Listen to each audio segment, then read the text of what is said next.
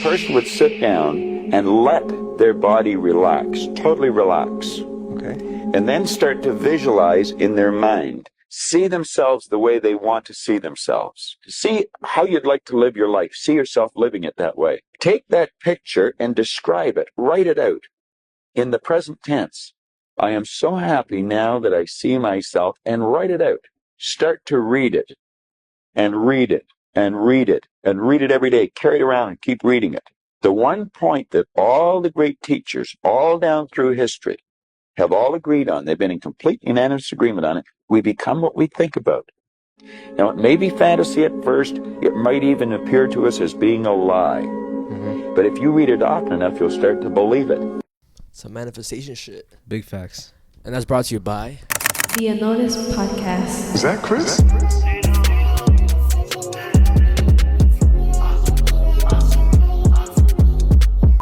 What's up, guys? Welcome back to the podcast that goes unnoticed. Welcome back to the spot. Don't make it hot. We love you, even if you love us or not. And welcome to episode 184. Shout out to all the listeners and new listeners on Spotify, Apple Podcasts, Instagram, Facebook, YouTube, TikTok, and Patreon. Patreon, personal shouting at the end. Yo, sorry, Patreons. Bro, the part 2 to the it reaction has it's fucking overdue. I know bro is fucking probably mad at me right now.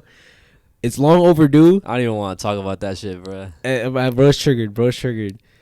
It's coming, guys. I promise it's coming. I'm sorry. I know I keep saying it and I keep delaying it. It took so long that I forgot about it until you mentioned it again, bro. Like I wasn't even that wasn't even on my mind for like this week. But it's coming, guys, and we're also gonna record another Patreon episode, so keep an eye out on that. Yeah, but just shout out to you guys. Shout out to all the new listeners who might have discovered us from the last episode, because again, as you guys saw, it was a very long episode. It was one of my favorite episodes, like I said, towards the end. And, yeah, just shout out to everybody who's just been showing love. I look at the analytics, and it literally said 80% subscribed, 20% not subscribed. What? That interacted with that video. 80%? Subscribed, yeah. Usually it's the opposite. 20% not subscribed, 80% subscribed. No. 20% subscribed, 80% not subscribed. Yeah, exactly. Yeah. But like we got some pretty good interactions with that video and shit.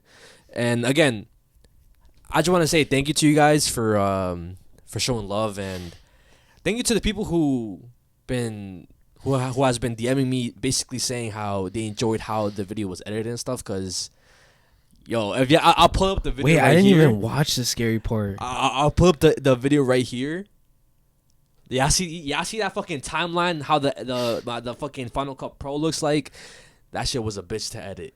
And it took me literally a day and a half, maybe 2 days to edit the whole thing, bro. I started on, I think we recorded that shit 2 days. Saturday, Sunday. I started on Monday, the whole day. Tuesday, basically the whole day. And then Wednesday, I posted it. But y'all see why it took so long, and y'all gotta give us some grace, because we've been saying like, we're gonna keep a steady schedule, but sometimes shit like that happens where it's not planned. The podcast is not scripted, it's not planned. So either I bring up random videos, he brings up random videos, and sometimes we get copyright strikes. Fix it, make sure the stuff that we're showing on like to you guys is not copyrighted. He has to edit it a certain way. On top of that, bro, like it has to, like if there's a guest, the camera has to go back and forth, like, or I don't even know how you edit it or whatever, but like sometimes it's gonna be delayed. You know what I'm saying? So again, shout out to you guys, and shout out to people who recognize the editing style, the editing skills that I be doing, because it is sometimes be hard. W George in the comments, guys. And some weird stuff obviously happened with the scary segment. I'll talk about that more towards like the Unnoticed Going Dark segment. But just shout out to you guys. I fucking love y'all. Y'all gonna get a bunch of shout outs at the end. Also, shout out to my brother. Yeah, you guys went absolutely crazy. Y'all love him. Yeah, I saw all the comments and stuff, and my brother kept sending me comments as well, just saying how much he appreciates you guys and how much he fucks with you guys, and the fact that he was able to be part of the show and shit. Yeah, of course. And I love having my brother on. Bro always has some crazy shit to talk about, and it's never like, I feel like a boring conversation when it comes to my brother. And it wasn't planned too, like the conversations we were having, like that's what I find the craziest, bro. Yeah, of course. Because it's like, bro, my brother knows about shit that has to do with what we were talking about, but it was like a completely different thing, It had basically nothing to do, but at the same time, it had a lot to do with what we were talking about and shit. But I feel like we should start off with the weekly recap because I had a lot of stuff happen to me, bro. I mean, my weekly recap wasn't that exciting, to be honest. Even though Valentine's Day did pass, and That's part of your weekly recap, bro. I didn't do shit though. But exactly, Fuck Valentine's Day. Fuck Valentine's Day. Fuck you if you have a Valentine's. I don't give a fuck. Like, I know y'all were all cuddled up. Y'all were fucking lovey-dovey and shit. I don't want to hear that, alright? Bro hates love, bro Nah. hates love. I'm just rage baiting, guys. But I mean, for Valentine's Day, I didn't even do anything. I mean, I had like a family Valentine's Day because I had my uncles, my aunts. They came over to my house. We had some good food. You see that counts, bro. What the fuck are you talking about? Bro, you know what I mean, bro just feels left out and shit because he's like I didn't do a couple shit, single shit. Nah, but yeah, I mean, I just spent it with my family and shit. My like I said, my uncles and aunts came over. We had some dinner, and then they were just in the living room just talking about, I guess, life and stuff. That's fire. And I was just in my room because I mean, I was fucking tired because I had went to the gym. I came back and everybody was here. I was like, oh fuck. Bro was overstimulated. Yeah. So then I just went to my room, and then I just basically spent it in my room the whole day, to be honest. That's still like, well, at least you fucking whack. At least you got to chill, bro. Nah, bro, it's like, no, I feel like there's no such thing as a whack day, bro. Nah. I mean, on the bright side, like the way I look at it, like the way I post it on my Instagram. There's somebody out there. There's somebody out there in love getting cheated on right now, and it's not me, bro. And I did not spend no money on Valentine's Day. I saved some money. I didn't spend no money. I'm chilling, bro. I think of my mom and my grandma and my dad some flowers, though. That's a good thing about it. Bro, that's part of it, too. You see what I'm saying, bro? Bros be on some pessimistic ass shit, bro. But my Valentine's Day last year, I don't know if y'all remember, but all the comments were flaming me and stuff, whatever, because I don't know if you remember last year, Valentine's Day, I didn't even get Abby flowers. I don't know if you remember that. You didn't get her flowers last year? Nah. I don't remember you saying that. Yeah. I said that on the pod, bro. And guys, I completely understand. Now because at the time I was on some stupid shit saying I don't get flowers. Like, I don't fucking understand why flowers are even a thing. Like, they die after 2-3 days. Like, there's no point in flowers and stuff. And then the whole comments were violating. Like, bro, damn, bro, is like, bro can't even get her flowers. That's kind of crazy and Abby shit. deserves like, better. Yeah, like that was the comments that we were getting and shit. And even the next day, Abby mentioned, she's like, "Yo, you see the comments? Like, ha ha ha type shit, right?" Yeah. So this year I had to make it up. You know, I really wanted to like make Valentine's Day special because, you know, it has nothing to do with what Valentine's Day is. Like, I don't even know like what Valentine's Day is. Like, who the fuck is Valentine? You know what I'm saying? Yeah. But point is that I really wanted to make the day special for Abby because I feel like she's done a lot. She's been a really good mom for the past, like, obviously 4 or 5 years now, and I feel like she deserves it. She deserves, like, me appreciating her and showing how much, like, I really, really, like, do love her and appreciate her. So I got her flowers. That's all. And it was kind of like a 2-day thing. It wasn't just a 1-day thing. So on Valentine's Day, on actual Valentine's Day, Abby worked, right? So, you know, we couldn't really like do anything on actual Valentine's Day. We just ended up like, I got her flowers that day, and we just ordered some food, watched the movie on some chill vibes, you know, like that. I feel like we do that all the time anyways, but it still felt like, oh, we're doing it because of this, like, you know, we're intentionally doing it, right? We did that, and then today is the second day, right? Sunday. Yesterday was Sunday. Yeah, oh yeah, you're right. Yeah. Valentine's Day was Saturday, no? Yeah. Yeah, so whatever. We're recording today, Sunday, which is the day after Valentine's Day. I ended up like wanting her to, basically, I gave her like a little shopping spree where she basically was able to pick whatever she wanted. Now on some Mr. Beast shit, guys, because bro is not Mr. Beast rich. You know what I'm saying? Yeah. If I was on some Mr. Beast shit, I would literally like a whole vlog. Yo, anything you touch for 24 hours. I buy. Like, you know what I'm saying? That's what I would have done. But I still ended up buying her stuff. You know, she got clothes. She got a bunch of different shit. And yeah, it was just a good ass day today. Like, we did a lot of stuff. We were out the whole fucking day. And I'm tired of shit. That's why my energy might feel a little bit weird right now. But guys, it's crazy shit today, bro. I was sick in the morning. I don't know what got into me, but I threw up. Were you sick? I was sick in the morning. I threw up. This morning I threw up. Okay, why though? It was I stomach think, virus. I think it's because like the food that we ordered today. Like you see how I said we ordered food. Yeah. We ordered like a Wingstop and shit. Okay. So I don't know if that's like what fucked me up, because in the morning I get like acid reflux a lot, and I think that's what fucked it up. Like it gave me like really bad acid reflux, so I started feeling like my stomach was upset, and I was ignoring it, bro. I was ignoring it. I was trying to fucking ignore it, bro. It wasn't until 12 p.m. and I started getting like motion sickness in the car. I started getting motion sickness in the car on our way to fucking wherever we were going and shit. And I was like, nah, hold on, pull over. So you got out and threw up? Abby was like, wait, we're like in a busy ass street. You're about to throw up in somebody's fucking house, like the front of their house, right? She's like, hold on, just hold it. She was driving a little bit, and like it started like creeping up more and more. And I threw up in the car. Nah, imagine. Nah. So she ended up finding an empty parking lot, pulled in, and she's like, all right, like go, whatever. And then I just burped, and I was fine for like 2 seconds. Then after that, I was like, nah, fuck this shit. I opened the door, like projectile throwing up, bro. Ew, bro. In the fucking parking lot? In a random ass parking lot, bro. Like literally projectile throwing up, bro. And like Julia was screaming like, Papa, why are you throwing up? Like, mommy, Papa's throwing up. Nah, I shit. can imagine her, bro. And then Abby was like, no, like squat down. Like she was telling me how like I throw up mad stupid, and I did throw up mad stupid. Why did you throw up? I ended up like, so it's because I think she told me, she was trying to tell me is like squat down so it doesn't like hit the floor hard and it like like squirts everywhere. Yeah, so I wasn't doing that. So like when I was throwing up, since it was like projectile throw up, it was getting all over my fucking pants, my shoes, my sneaker, everything, bro. I was fucking fully covered in throw up, bro. So you went to the spot in like full with throw up? Okay, so what I ended up doing is, since we have fucking baby wipes, I wiped my sneakers, and it wasn't that bad. Like my pants, it wasn't that bad.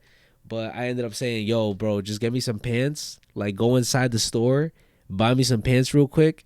We'll throw these, like the pants that were all full of throw up, in the garbage, and I'll just put on the new pants and shit. Cause I was not trying to let that shit ruin my day, bro. Of course, yeah. Cause guys, this is very, very real, bro. This is very, very real, and it's the reason why I've been like moving a certain type of way. Cause energy is real, and whenever you like say how good of a day you want to have, or you're just so happy and you're like saying it out loud, something be trying to fuck with you. Like I swear, like, you know what I'm saying? I don't know if it's you like jinxing yourself or something like that, but they literally say God hears everything, but so does his devil. You know what I'm saying? So I was saying it the whole day. I was like, we're going to have a good ass fucking day. We're going to have a good ass day. And I want this shit to be a good ass fucking day because we deserve it. You know what I'm saying? Boom, I throw up. And I was like, nah, this shit is there's something is fucking with me, bro. Something is fucking with me. And I'm not going to let this, even though like my mouth tastes like fucking throw up. Like the throw up even went through my nose and shit. So I was like, fuck that. I'm just going to go wash my face real quick, drink water, rinse my mouth, get some gum, change my pants, make sure my shoes are clean, and we're doing what the fuck we have to do today. So we ended up doing it, and it was fire. It was a good ass day. Yo, sorry, GG to the people who are eating, because some people be eating while we fucking Oh talk, my gosh. Bro. Yo, I'm sorry, guys. Hopefully some of y'all don't have fucking sensitive stomachs, but Somebody's gonna be like, oh, this ruined my appetite. I'm just imagining Julia just panicking. Or was she scared or was she laughing? Nah, she wasn't like, she was just screaming, bro. Like I can just imagine her because she's fucking crazy, bro. And like the way you pictured it, I imagine like the way Boo from Monsters Inc. be screaming like or all whatever. crazy and stuff. You know, whenever they were on they were writing the doors. How she was screaming whenever they started going down. That's how I imagine Julia was screaming. That, also the fucking scene wherever she like laughs at I think he got hurt or some shit. Oh, Mike, and then she like makes everything fucking explode. Yeah. That's literally what she was. Yo, okay, bro. That goes into some other shit. What? Bro, this past few weeks, bro, I've just been overstimulated like a fucking bitch, bro. Okay. And it's because since Julia's bigger now, like I'm talking about, she's bigger now. She's big, bro. Yeah. Bro, she tells me exactly what she wants, and she has full on conversations with me, right? But the point is that she doesn't shut the fuck up. You know what I mean? In that point where I was feeling sick in the car, she was like, Papa, what about this? What about that? Papa. And I'm over here like getting motion sickness. And she's like, Papa. It's like, bro, like, I just want to be like, Julia, shut the fuck up. You know what I'm saying? So it's like, it's been like a struggle of like having patience to not do that. Because sometimes I do want to tell her to just shut up. Mm-hmm. I be trying to talk to Abby be trying to talk to me. Normal conversation about anything. It could be like, oh, did we get milk? Do we need diapers? Anything. And then Julia just starts going on about like, oh, I want to see my grandpa today. Like, and I also want pizza. And when we get home, can I get this? And like, oh, I want to watch my show whenever I get home. Like, I want to watch this though. And that, like, bro, she keeps going and going and going, and she never stops, bro. Yeah. And it's been like crazy, like a fucking headache, bro. Yo, you should. I mean, Loki has a good thing though. Like her what's a good thing? Her talking constantly. Well, you rather her not express her feelings? This is why the quiet game was invented, bro. This is why motherfuckers said, yo, whoever stays quiet the longest wins. Who the fuck? I never heard about that shit. You never heard the quiet game? You've never heard the quiet game? Never heard about that. Whoever talks first loses? No. You've never heard that. I've never played that shit in my life. So I just yap too much. So that means someone said that shit to you? Yes. They were just being nice and like they were saying shut the fuck up. Teachers used to say that to us, to me and my class. Yeah, y'all were just a badass kids then. She was basically saying shut the fuck up in a nice way. I never got told that. I never played that shit in my life. What the fuck? So I was just a mega. Yo, now I know where Julia got it from. Exactly. I just don't shut the fuck up. You yap on the pod. You yap as a kid. Now you have a child who yaps at you. Yo, what the fuck, bro? That's crazy how you've never heard the quiet game before. Nah. The only dumb thing that silenced the kids in my elementary school or whatever. Well, I think I know what you're gonna say. Is whenever some dean, I don't even know who she was, bro. That shit would get me triggered. Even till this day, I think about it. What the fuck? Whenever she wants everybody to shut the fuck up, she starts doing, and then everybody starts following her, and then same thing. Everybody starts following her, and then she does, or everybody does that, and then everybody shuts the fuck up.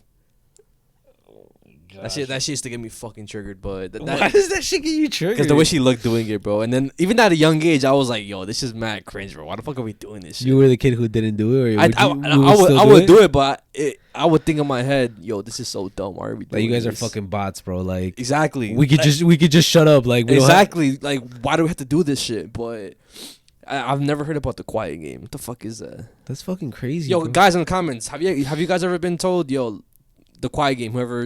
Whoever talks first loses. Yo, I never heard about that shit, bro. Fuck, bro, that's bad, bro. That's bad for me, bro. I've been hearing that shit my whole life, bro. So you're telling me that whenever like you did parent teacher conferences, they wouldn't tell your parents, yo, George talks too much. They would say that, of course, but I mean, I don't think it was ever that big of a problem. Nah. It was never a main thing that the teachers would be like, yeah, this is a problem. You gotta tell them to, be quiet, bro. Wait, so you're telling me like you were low key like a good kid, like behaved and shit wise, like in school type shit. Yeah, type shit. Wait, so I've been bad my whole life? I guess so, bro. I mean, would you get in trouble in parent teacher conferences? Nah, never. I never got in trouble. I think because I was always a good kid. I would get decent grades. The only thing that, again, they would say was I talk too much, even though I never really got in trouble in class for talking too much, because it would be kind of the whole class talking too much. But nah, I would never get in trouble, bro. I was always a good kid. Damn, I was a good jit. I wasn't, bro. I know. I've heard your horror stories, bro. Bro, every single parent teacher conference I would get my ass beat, bro. Literally, and it would be because the only concern was, or not even a concern, the only problem. Oh, bro talks so much. He's the class clown. Yeah, I was about to say that's why. He's the reason why everybody gets distracted. Oh my gosh! But like, it wasn't even just me though. Like everybody would want to talk. But then your mom is like, would she hit you like on the actual parent teacher conference or when you get home? Nah, she would just give me that look. Oh, that us? Like, Watch when we get home. yeah, and I already knew I was cooked. The next thing I want to talk about, right? It's kind of like a, I don't know if it's a what would you do question, but it's something that went viral I think last week. There was a streamer. Again, I think I know what you're talking about. Yeah, bro. yeah. Again, I don't know what the streamer's name is, or I don't really care. It's not really about them. It's just about the situation. But it was two streamers who were dating. They were like in a long time relationship, and then they recently broke up or whatever. And Stop. And the girl broke up with the guy, whatever. But the reason why this is being brought up is because the girl had cancer at one point, and the guy had stuck by her side throughout the whole treatment process. Paying for everything. Paying for everything. Basically, he was her ride or die. Taking care of her all the way, bro. And then recently they broke up, and I think it was because of some dumbass reason. If I find the reason, I'll pop it up on the screen. I'll tell you, bro. Oh, what's the dumb reason? Bro, she had to find herself. No way she said that bullshit. You're lying. Bro, please search it up right now. I'm telling you right now, that is the reason why, and that's the reason why it's viral, bro. Oh my gosh. And you already know what finding yourself means. Yes, I know what that means. Streamer. Is that a hot take, guys? If like, do you guys know what that means? Like, when girls be like, I have to find myself. Okay, there's different meanings to that. Whatever, we're about to go into it. What'd she say? No, because I seen a comment right here. It's literally what it says. So they've been together for 6 years, bro. And somebody said, he gave up his pro career To take care of her. build her public following, took care of her through cancer treatment, and she still decides to leave him to discover herself. And the streamers' names are Kai Day and Tenzi. Shit. So that's conversation right there. Uh-huh. And then some people are saying how like there's some guy named John Choi or John Cho that's like her link up or some shit, discovering herself with John Chow or John Choi in her guts. You see this, and then the whole like you probably know about this too, Jason the Ween and his. Sakura, like they broke up too. So everything like ties together, but in that situation though, That's kind of fucked up. But at the same time, right? Because I've been looking at people's takes and like the way people think. Maybe like because I don't know what you think about this. I think I know what you're gonna say though. It's obviously cringe that happened. That it's fucked up that she decided to leave him after all that they've been through. But you can't really expect somebody not to leave after everything you've done for them. Yeah, it's like you're I did this for you. Now you have to stay with me. Like they don't have to, and it sounds fucked up. Cause somebody could be the most loyal boyfriend. Because there's situations like this. You could be loyal as fuck. You treat your girl like a queen, but she still decides to leave you because she needs to find herself in that scenario or whatever. But at the end of the day, she doesn't really owe him anything. I think that's a very good point. Like everybody who's that's probably the comment right now, how we automatically started saying like, oh, she's cringe, this and that. Yeah. There's no way or whatever. That's probably gonna be the main like argument. Yeah. But I think the only reason why we automatically reacted that way was because of all the other horror stories that we've heard when it comes to that specific line. Like To discover myself, find myself. oh yeah, I was just finding myself. Oh, at this point in my life, it was just me discovering myself. I made a lot of mistakes. You know, I had a lot of lessons, you know, because you never really like, it's not mistakes. It's more like, bro, that's what girls be saying, bro. And what they're talking about is all their exes. Yeah. Or all the people they ended up like fucking with and shit. Mm. So it's like, when you put that together and then put this together, it's like people are automatically going to think that. Exactly. But you are right, and I kind of agree with that now. Now, like, you know, slowed it down a little bit. That makes perfect sense, bro. Because also, like, if you have kids with somebody, right? Yeah, yeah. Sometimes shit doesn't work out, right? And obviously people are gonna say it's fucked up. Oh, why are you guys separating? You guys are gonna break the family up, this and that. But what if it's for the better? Which most of the times it is for the better. And it's like some people may say like, oh, you're kind of forced to like thug it out. You know what I mean? Like, oh, since you have kids, since you guys are a family, you guys are forced to like you guys can't separate. Even if the other person is happy, let's say I'm a cheating fucking piece of shit, whatever, like I beat Abby, this and that. She has to be forced to stay with me because of the kids. Just because of the kids. Yeah. Like, no. And it's kind of a similar situation. It's like, oh, not just because like this traumatic thing that happened. Oh, now she has no choice but to stay with him. Yeah.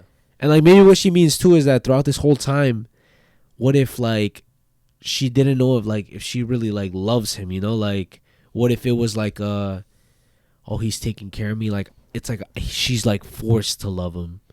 That's fucked up, bro. 6 years. Again, I still believe in my point heavily, but it's just thinking about it, bro. Just 6 years. Being in that situation sucks. And I hope I never go through that situation, but it's. I mean, how would you have reacted, or like what? Like, would you have crashed out? I would have been devastated.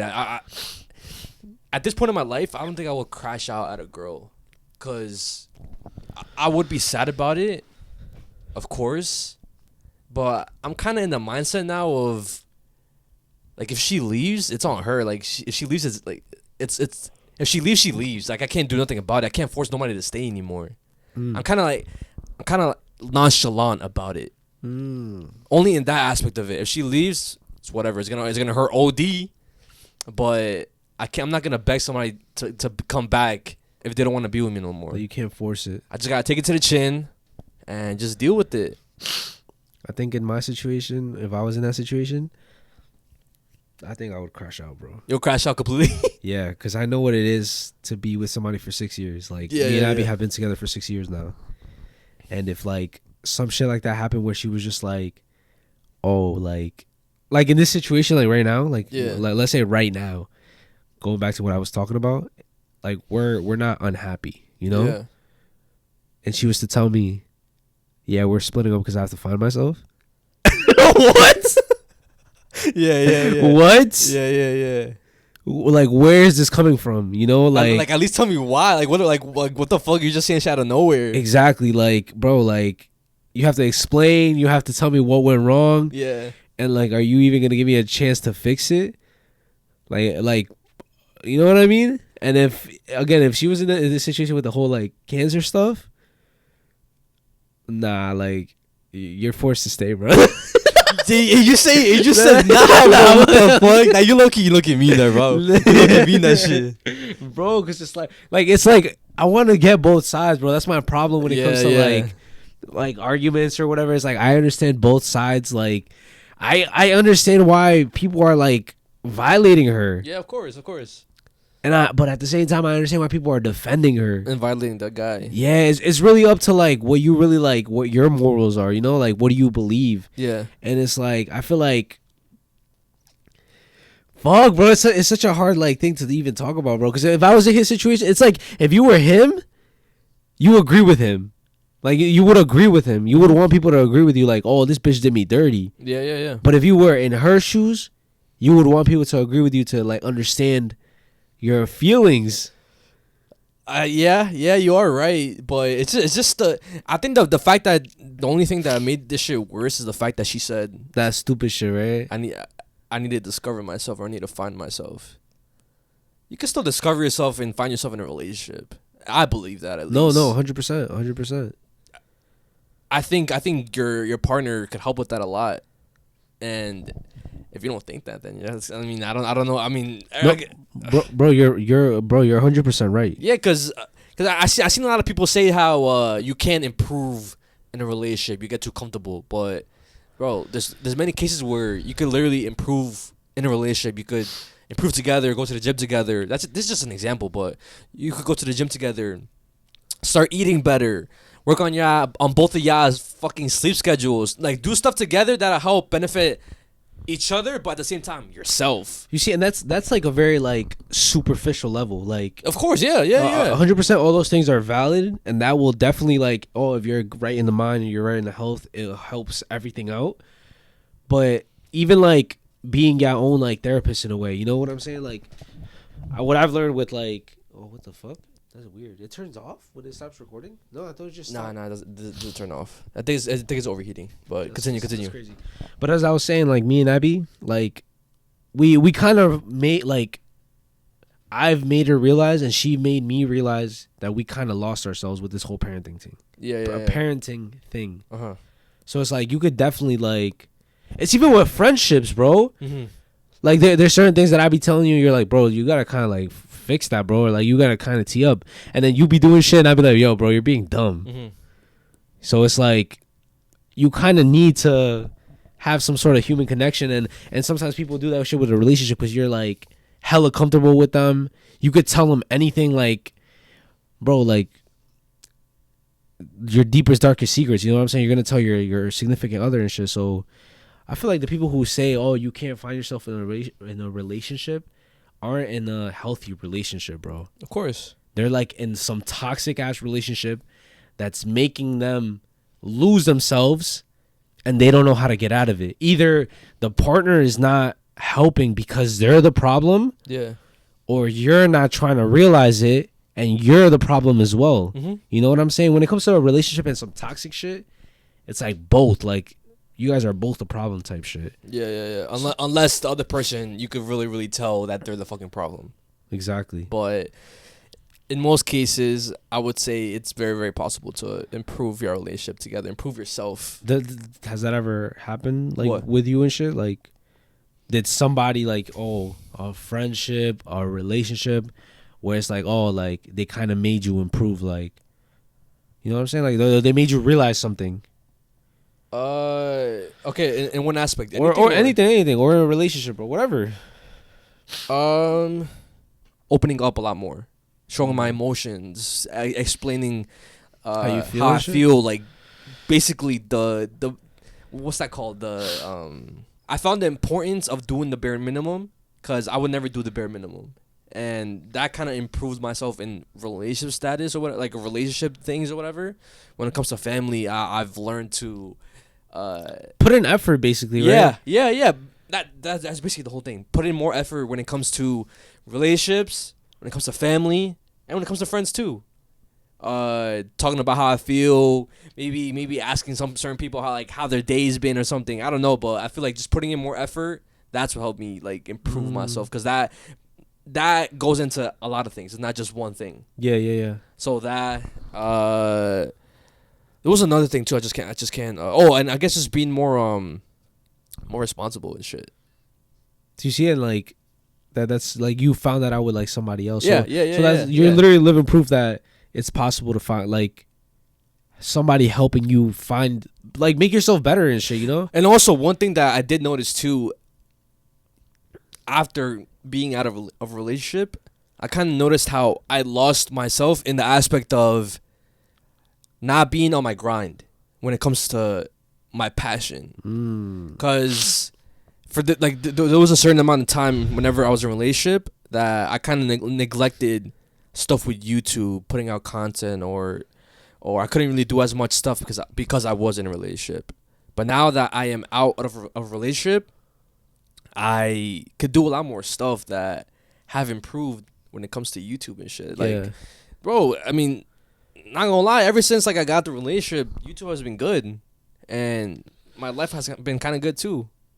So it's kind of like, right now at least, like I know I can't be in a relationship only because like I'm not there mentally. So I need to do a little bit more growing, I guess. Yeah, still. And I guess trying to find the balance of being in a relationship and doing my passion and stuff. Because I also found out that you can't be, you could, but it's hard as fuck to be in a relationship while doing YouTube or while chasing your dreams. You don't think so, for real? In my opinion, no. Like, well, in my case, I can't do that. Like, I don't but think like, so. why though? Like, you think time is too limited, or like That the way my schedule is with this stuff, and I feel like I'll eventually be too busy to make time for my significant other, which I know I should make time, but I don't know, bro. I don't think it's possible for me. I feel like I know. I think I know what it is for you and shit. I feel like What is it? It's that you, because I realize and shit that you have a certain way that you like schedule your stuff out. Yeah, And like bro, you know, like you kind of like getting shit in the way of that. Yeah. You know, like a perfect example. You could wake up whenever the fuck you want, right? Yeah, of course. And then you go to the gym whenever I want. sometimes randomly. Yeah. And then you edit randomly. Yeah. And now it's like when you have this is the same shit. Like for me, I have like having kids, right? Yeah. Because it's like I can't just do shit randomly because I have to work around the fact that I have kids. Yeah. So it's like what you're saying is like, oh, you have to kind of work around the fact that you have a girlfriend, because it's like, oh, now you have to plan dates, or go out of your way to go see them. Mm-hmm. So it's like I know what you mean, but you think that'll change when like we're at a different like status? Yeah, that's what I was gonna get into right now. If I had a lot of money, if I had more money, I'll just have to show up, talk about shit, and then enjoy your life. Exactly, yeah. Which we're not at that point yet, and but soon. Of course, I'm not saying it's impossible. Like I do want to be in a relationship eventually and shit, but not now for sure. Yeah. That's crazy, bro. You kind of remind me of Ray. I don't know if you've been seeing like from Those Boys and shit, because he's the last like single one. He's the last single one of. Oh, he is. Yeah, everybody else has a girlfriend and shit. Even the cameraman too, and like the other people. Everybody's a relationship and shit. So it's like I was just thinking about it because I saw the clips. Yeah. And like I was just, bro, this is George right now. Like when there was one clip where he's like in the living room and shit, and like a sad song or something, and then he picks up flowers. He's like he puts some flowers down and shit, but. I mean, when the time comes, you'll probably be in a relationship or whatever. But again, there could be a rare case where if I do get in a relationship, I would at least want my girl to understand the job that I do and respects that I won't be seeing her that often, but when I do, it'll be like the best time ever. You see, but there's people like that, bro. Cause, yeah. Because I remember, and my brother was talking about it, and Abby loves this show, fucking Grey's Anatomy, right? Yeah. And then there's one lady who. She fucking triggers me. I don't know why, but like, as an actress, I don't know why she triggers me. But anyways, that's besides the point.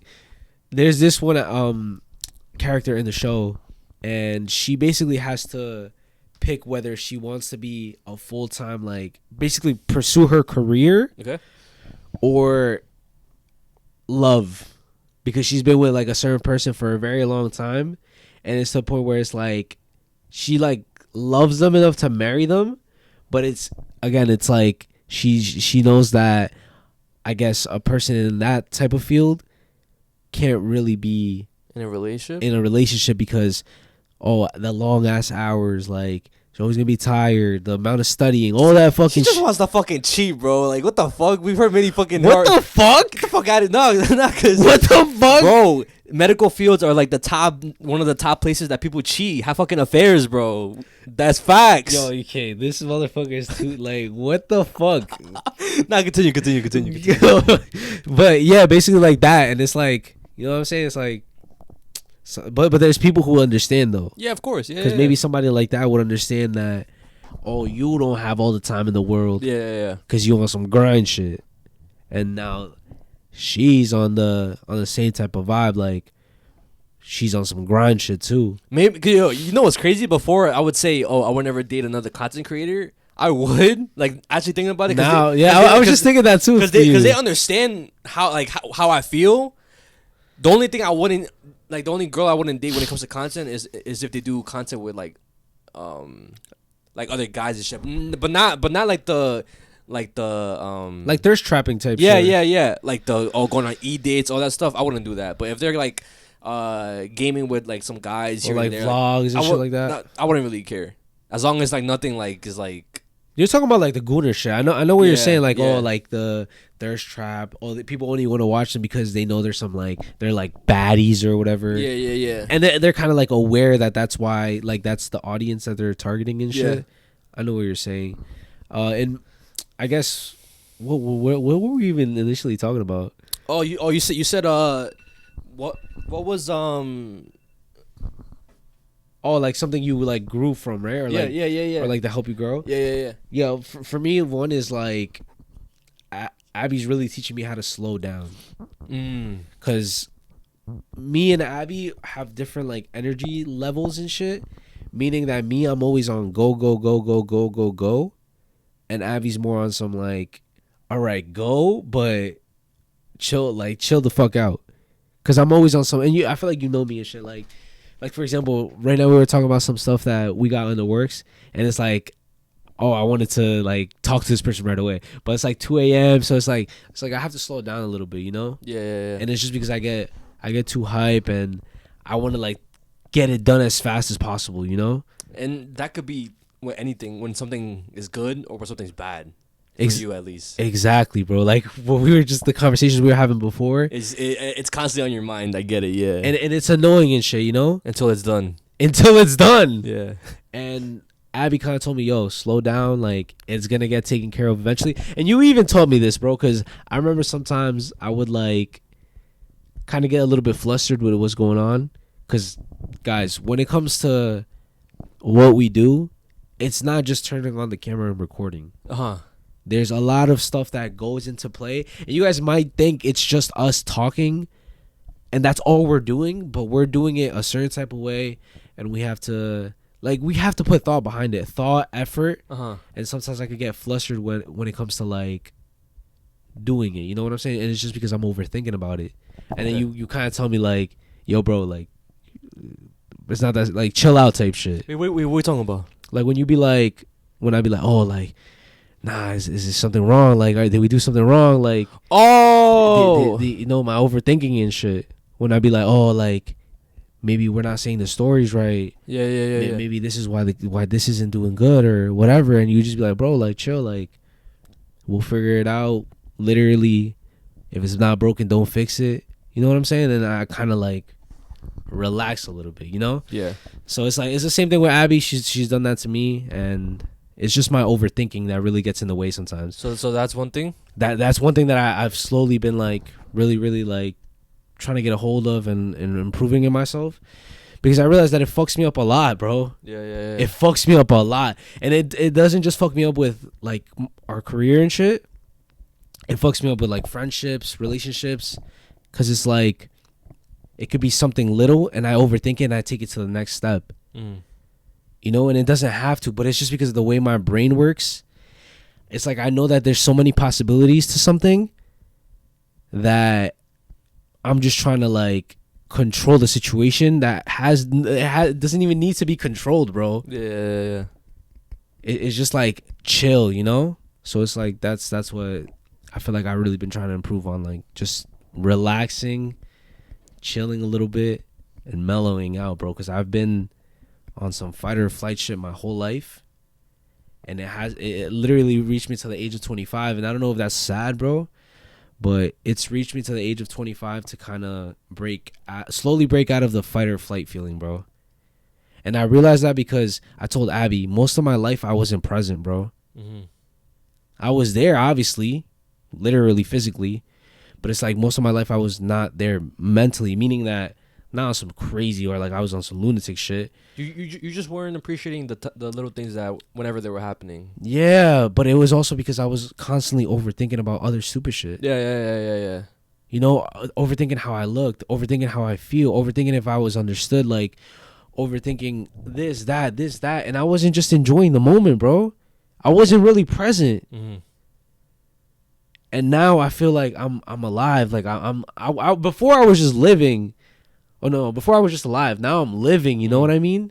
It's like I'm here, like I'm enjoying the conversation, I'm enjoying us recording, like I'm present, bro. And it's because I'm not in this constant state of overthinking, like fight or flight, bro. It's like I was in constant anxiety, bro, for most of my life. And it's just because of shit that happened before, how I was raised, all that fucking crazy shit. But yeah, it's one thing that Abby, like shout out to Abby and shit, she's really helped me, like I guess explain it, what I feel, and like how to like work on it and shit. You know? Yeah. I also don't want to make it seem like the other person was a problem, because whatever happened to me was just on me. Just Like you're responsible for yourself. Type? exactly. Like I was just too immature to be in a relationship. That's literally what it was. That's what it all boils down to. Just being too immature to be in a relationship and not taking it seriously when it should have been taken seriously.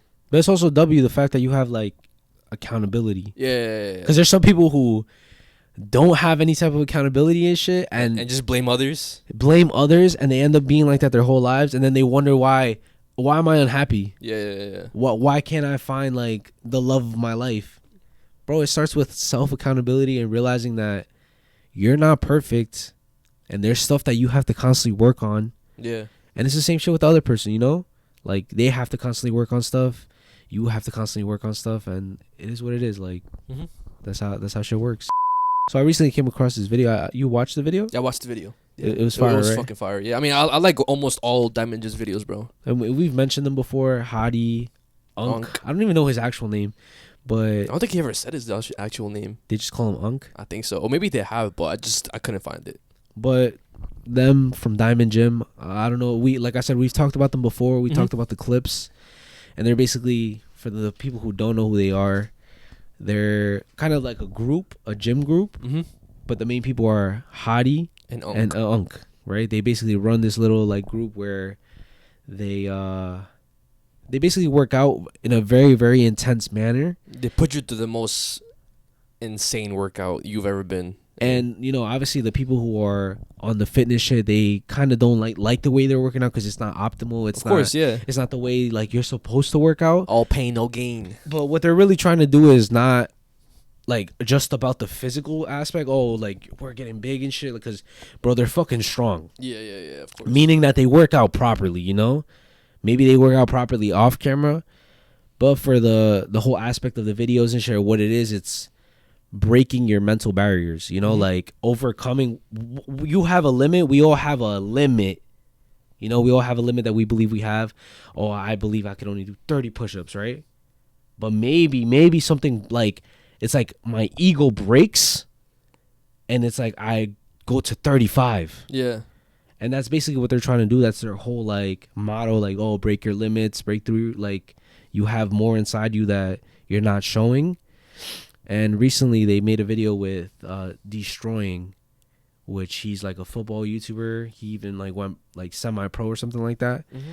And I was watching him for a minute too, but then I stopped watching him. I would watch because of the like those 1v1s he would do. Like he was doing football ones, and I think he did soccer ones too, right? Yeah. So he was doing those videos, and he was in Diamond Gym because he's an athlete and shit, right? And at first he was doing the workout, and he was just stuck in his head. Yeah. And you can see it in the video, like how his face looks. He looks like he has a lot going on in his mind. Like he wants to say it, but I guess he doesn't know if it's like too much or whatever. 5 stops, that's 10 times 3 is 30 plus your 35 toll fee. That's Turn the camera back because I ain't put my 75. Come on, 30 cents you. So go ahead and do the 20 burpees. And now you got 65. Now you happy? Cameraman, go.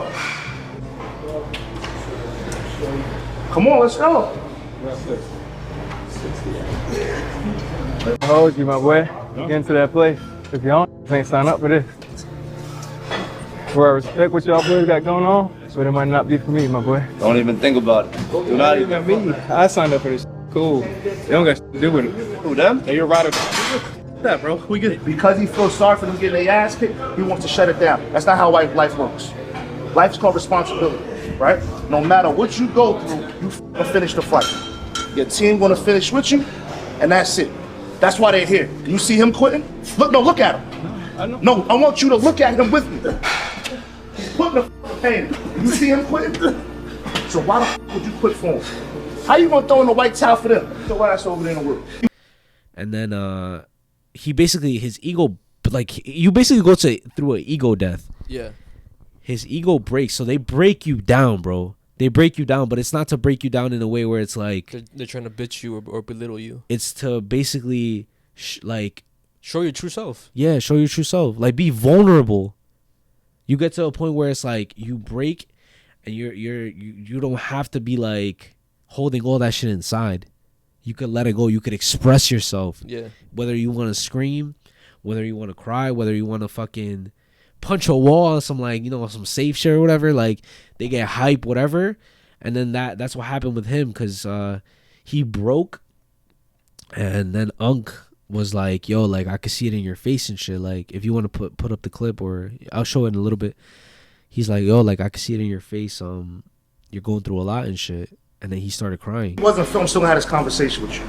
First thing you said was, I'm about to have a daughter, right? So that means you shared that with us because you actually want us to, reverse psychology is you want us to use that to motivate you. So whatever you came in not prepared mentally. You probably came in not prepared physically. You probably got a lot of shit going on right now. You're like, yo, I gotta get this content. I get all, it's all in your face. You wasn't ready for today at all. You look dehydrated. I don't know what you ate, what you drank, but you said I'm gonna show up because I gotta do it. You weren't prepared. So when you threw that little dart out there, that was for us to catch it and use it and motivate you. I get that. But now you're here now. Now you're here now. So now you gotta finish. You got something that's getting ready to come into this world. That's you're gonna be responsible for. Solely you and that child's mother, but mostly you for the rest of your life. That kind of start here, bro. It don't start when you leave. That is full time. Not 24/7, 24/8. Whether these cameras are rolling or not, you're still gonna be a father, bro. And it's hard because you got a daughter. A daughter's first love is her fucking father. Don't forget that shit. It's a different type of pressure. I don't wanna hear that shit no more. I'm ready to leave because of them. If they want to leave, let them drop the camera and leave. You still gonna you can cut the cameras the fuck off. You still gonna work, bro. I'm not letting you leave. They have families too. They're gonna go through the same cycle and experience a life that you're gonna go through. Just because they hold a camera don't mean they're excluded from it, or they don't need the same type of mental force in life they're gonna pay to. These cameras, but we'll throw them all out right now if you said so. Here's the realest part, right? And this is what you need to realize. If you quit in the gym, how would you feel if your lady quit during labor? I just can't do this no more. She about to push out something that she carried for 9 months. And she can't quit no matter how much morphine, how much pain she gotta push that baby out. No matter what. She can't quit during labor. You gonna quit through a gym session? Okay. I see it in your face. Come on. It's all right. It's all right. Go ahead, let it out. You got a lot of responsibility. It's your first kid. Money ain't guaranteed. Bull is. You gotta let it out the right way, and that's why you got a family now. You got a family up there, and you got another uncle. Shit out. Nah, come here. Let it out. This don't make you less than a man, bro. This make you a better man and a better father. Let it out. Come on, I told you earlier I seen the pain in your face. Come on, let it out. Mm-hmm. And it's like I felt that shit, bro. You know what I mean? And you've cried at the gym too before, like working out and shit before, right? Or yeah. I mean, or what'd you think about the video too, like in general, like? I thought it was overall motivating as fuck. And there was a lot of things I could relate to it, even though again, cause there was some things that he said that could pertain to a lot of people. Deestroying is about to be a father, and there was a lot of lines that Unk said to Deestroying that pertain to him not giving up because of his daughter, to do it for his daughter and stuff, and how things are gonna be a lot harder whenever you have your daughter, and especially since your first child is gonna be a girl. Yeah, you have a lot more responsibility. Exactly. So obviously I can't relate to that aspect of it, but just think about it in a life perspective, how you have your family that you got to put on your shoulders. How like I think the one thing that got to me and I related a lot was whenever Hadi was talking to them, it was towards the end of the workout, and he was basically saying how he understands how hard it is to do YouTube and stuff, how Deestroying has been doing it for 10 years, and then how Hadi and Unk, they've been doing it for 4 years, and how they're tired. And he said, like, yo, I'm tired, bro. Like, doing this YouTube shit, it just made me realize how fucking tired I am. And then I relate to that shit a lot, because, like, doing YouTube, balancing the life, gym, not going insane. Yeah. That fucking like it might not seem a lot to a lot of people because again, there's people who work fucking construction jobs and do like real man shit, but it is very very hard on the mental. So I definitely related to that a lot. And you see, but not to like correct you or anything, and shit, but like maybe you should look at it in a different way because it's like I hate when people say that like, oh, my struggle is worse than yours, because of course there is people going through it worse. Yeah. But like your struggle is your struggle. Like don't downplay it. You know what I'm saying? Like own it. Like it is what it is. If that's what's like bringing you down, or if that's what's like hard in your life, then that's what it is, bro. Nobody else knows how your life is going. You know what I'm saying? Yeah. It's like you're not here to prove nothing to nobody. Yeah. You're living your life, and if your life at that point in time is hard, and maybe other people might think it's easy, who gives a fuck about them? They're not doing it. Yeah. They're not living your life. Yes. So whenever Heidi said that shit, I didn't break down, but I kind of got a little emotional because I was like, yo, finally somebody knows how the fuck I feel. And I'm pretty sure a lot of YouTubers, a lot of content creators know exactly how, it just explains how they're feeling or whatever. So I related to that a lot, and it reminded me that there's a lot of difficulties in life that we're going through, but at the end of the day, we could all push through that shit. And the workout is a perfect example of how life is. It'll bring you down. It'll make you feel like a bitch. It'll be hard as fuck. It'll be hard as fuck. But once you get to that once you break that barrier, it's like you could do anything type shit. And I've always thought back to the Spartan race. Me too. How we did that shit, and it was definitely one of like still to this day, one of the hardest shit I've ever done in my life. And we did it. We got the fucking the medal. It's right there, yo. I have it right there. We got the medal to prove that we did it. But yeah, I just overall think it was a very motivational way to look at, I guess, life. How things are hard, but they're gonna get better. And I've told you this before too. I think we should go to Diamond Gym. Maybe like during the summer, because I know some of our supporters want us to go, and that ass. They've said it on the Twitch, yeah. Because I had watched the video on stream, and then it was like, yo, you should go, and I was like, yeah, like I told Ricardo that I want to go, but you know how you were kind of iffy about it because like we're not that big or whatever, but I feel like it wouldn't matter because like the way if Rakai went, yeah, exactly, and the way Hadi and them say like.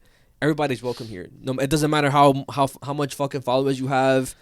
When you come in here, we're all the same.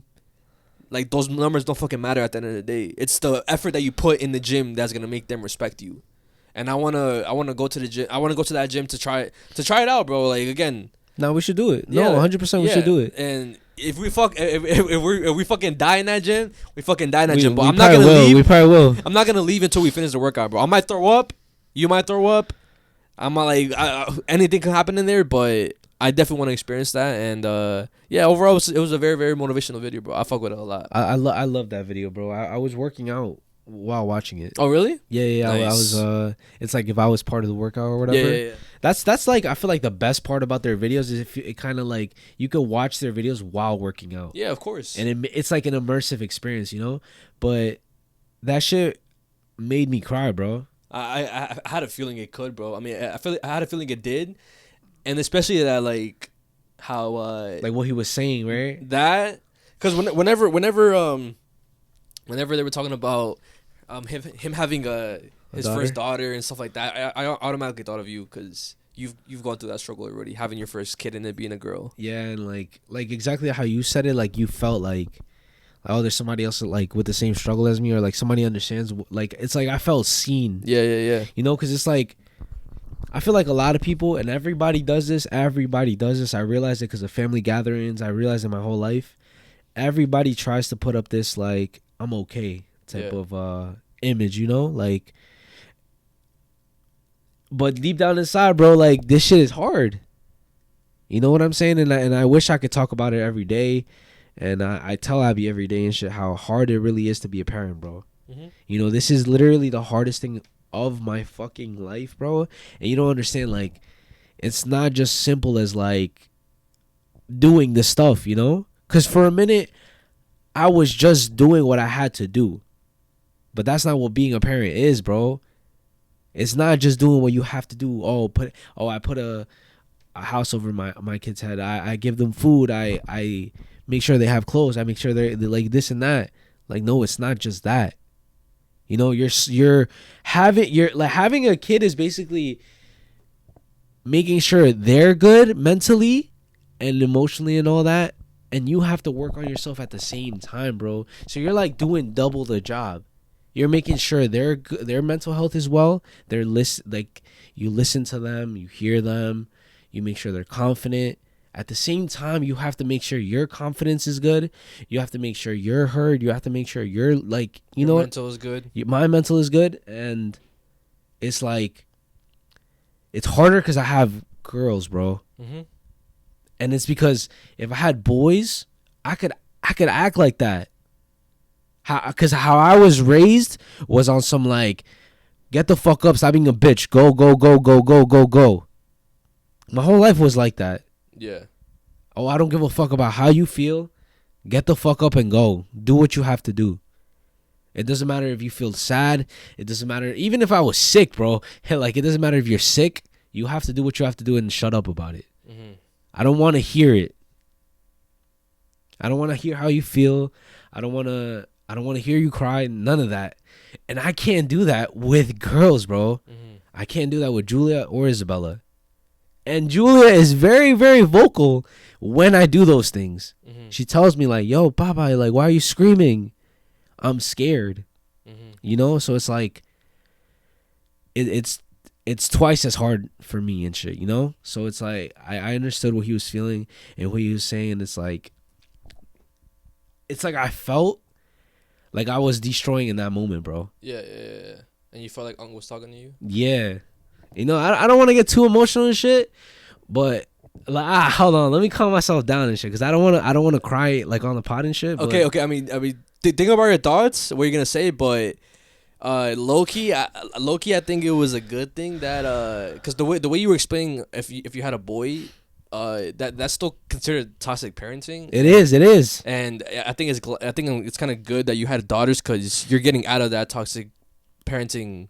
The curse, I guess, the trauma, the parent trauma, the generational curses. Yeah, you're getting rid of generational trauma. You're literally breaking that shit, because and it's crazy because it's like I didn't ask for it, you know? Yeah. That's what's like. Oh my gosh, I need to calm myself down, bro. Like, cause again, I didn't ask for this. I didn't ask for. I think I saw this somewhere. It's like I have to basically. I don't want to butcher it, whatever. Basically, the point is that I have to fix my mom's problems and I have to fix my problems. Yeah. And I'm probably just gonna type it out because I can't say what I want to say. Say. Right now, I'm gonna type it out. Type it out. I'll read it. Hold on. Let me chill out. Okay. Let me chill out. Hold okay. on. I'm sorry, guys. Yo, I don't know why I'm like this right now. Nah, it's understandable, bro. And again, like I said, that video made me think of you a lot, bro. Cause it also started like Unc made a fuck, bro. Hold on. I need to talk too, bro. Go talk. It's just that you talking is making me emotional, bro. Oh, my fault, bro. Say whatever you have to say. Sorry. But the way Unc was talking in the video too, even though I don't have kids, it kind of gave me some good advice to follow whenever I do have a kid or whatever. Cause he mentioned it also, and I feel like we probably have talked about it. Why? It's OD. Just type it out, bro. Try, I bro. can't, bro. I'm gonna cry. That's OD, bro. Like, if you want, but like if you cry, then like. All right, I got it. It's like, fuck, I can't say it. Type it out, bro. Trust, bro. I'm telling you, it's better to try to type it out, cry, than you cry and like not be able to say because of how much you're crying. Damn, I can't even type it out, bro. You can type it out, bro. Trust, you're good. You can type it out. Trust. I'm not gonna say what I got. I'm not gonna say what I gotta say because I feel like it's gonna make you even more emotional. So fuck, bro. just try to type it out, bro. Trust. You're good, bro.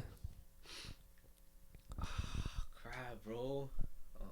My bad, bro. I'm not even like being on some like annoying shit, like some exaggerated shit. I'm literally holding myself back. Yeah. I'm trying to chill out. I'm gonna just type a shorter version of that. Okay. basically like that. Okay, yeah. And I'm not talking about like a father. Like, No. I totally understand what you're saying. And what he wrote on his notes was that All right, go say it. he never had that. And I totally, like, I feel like everybody, like, completely understands what you're saying, bro. I literally understand what you're saying, bro. So you're saying that you never got Go. you never got the love that you're giving to Julia right now. And you never Type. like you kind of wish that your mom had broke the generational trauma with you, but that type. Yeah. okay, yeah. Again, I don't wanna say too much because I'm trying to let you calm down and shit. But like I was saying, whatever Unc was saying to Deestroying about the whole parenting shit, because I feel like anybody who's not a parent could take that advice and like use it in the future. How big facts. Whenever you have a kid, you got to work on your anger management issues, because you can't have a kid while being always angry, yelling, arguing with your significant other, because your kid's like a sponge. They take in all that and they see what you're doing and think that's okay when it's not. And I related to that a lot because I obviously deal with some not anger management issues or whatever, but I do get tight at my siblings sometimes, tight at my mom sometimes, but you could get angry. Yeah, I do get angry and shit. It's not as bad as it was before. I calm myself down a lot more now, but that's facts. You got to learn how to deal with not getting angry at your kid, not arguing with your significant other, because you're again, like I said, your kid's gonna think your kid is gonna think that's okay and that's normal.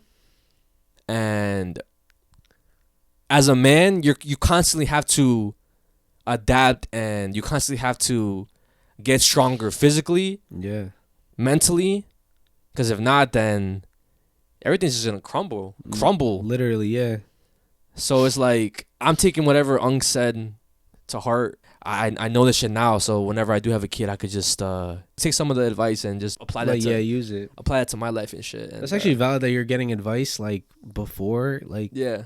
Because sometimes people don't get that. Like, don't like, it's not that they look for it, but it's like that's not conversations that are being brought up. Yeah, of course. Yeah. You know, because it's like, oh, like single life, you know what I'm saying? Like, oh, you don't have to fucking worry about that shit. Yeah. It's like something that's like, oh, like kids, like, all right, like, we don't have to fucking talk about that shit right now. Yeah. But it's like, since like, oh, like I have kids and shit, and like, whatever, it's kind of like you're forced to hear it in a way. So it's like W at the same time though. But I think another thing too,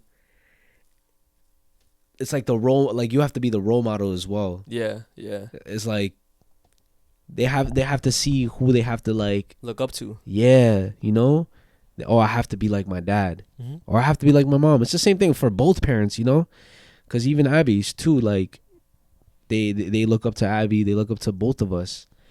And it's a lot of pressure. It's a lot of pressure, you know? You can't lose yourself. And at the same time, you have to break generational curses. Make sure you're a good parent. Make sure you're good. Make sure everything else is good. Hold everything down, basically, you know? Yeah. Hold everything down. And yeah, sometimes in the whole like mix of that, in the time span of everything, some shit might fuck up. And in my case, it was like I was rather choosing like to fuck myself up. So like not working out as much or like mainly that, you know, not really paying attention to how I eat, like, because I would rather bring myself down than like anything else. You know what I'm saying? Yeah. So it's like I'm slowly working on that though. Like I want to make sure to have everything under control. Yeah. You know, and it's a slow progress because it's a lot to handle. But I'm gonna get there. Trust. I guess the final thing that I just want to touch on that video is you constantly have more in your system, bro. Like where every time I see the videos, it just makes me more motivated to work out even more. And it's like when you brought up the Spartan race, I feel like that's like the biggest shit ever. Yeah. Because bro, guys, I say this all the time, and I'm proud of myself for it. But I was like low key fat, and I had no training. Mm-hmm. And you finished it, and I did it.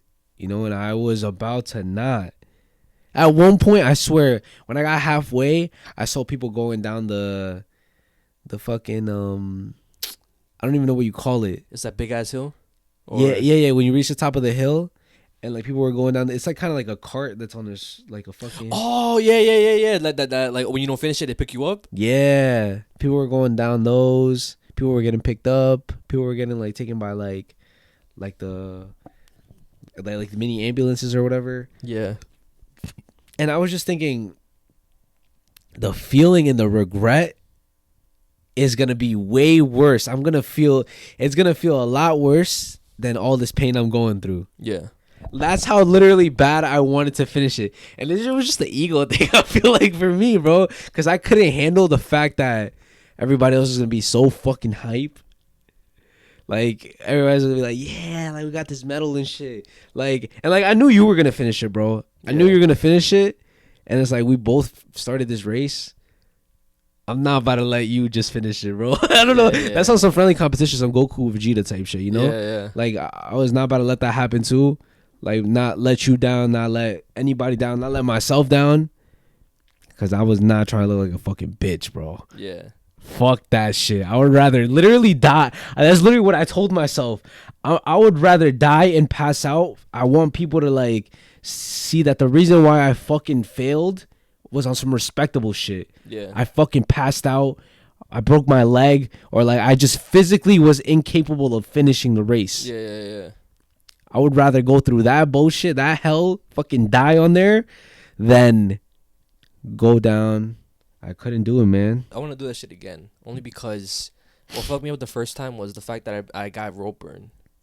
So I couldn't do a lot of the... Well, I could do it, but it was just really uncomfortable doing a lot of the obstacles because it did require a lot of pulling. There was a lot of ropes, but... You would probably do way better now, bro. Oh, hell yeah, of course. That's why I want to like do it again, but...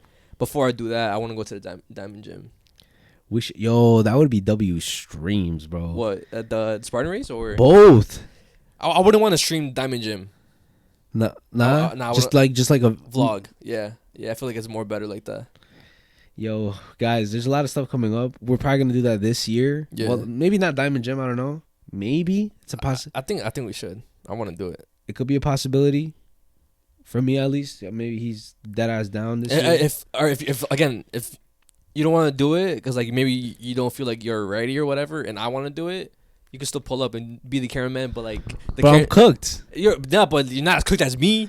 Hey, what are you here? Delivering a package? Deliver 100 burpees. Bro's an Amazon delivery driver. Oh yeah, like you know. I just got to work. Came here. All right, deliver me 100 burpees. What you delivering? What you got for us? Package?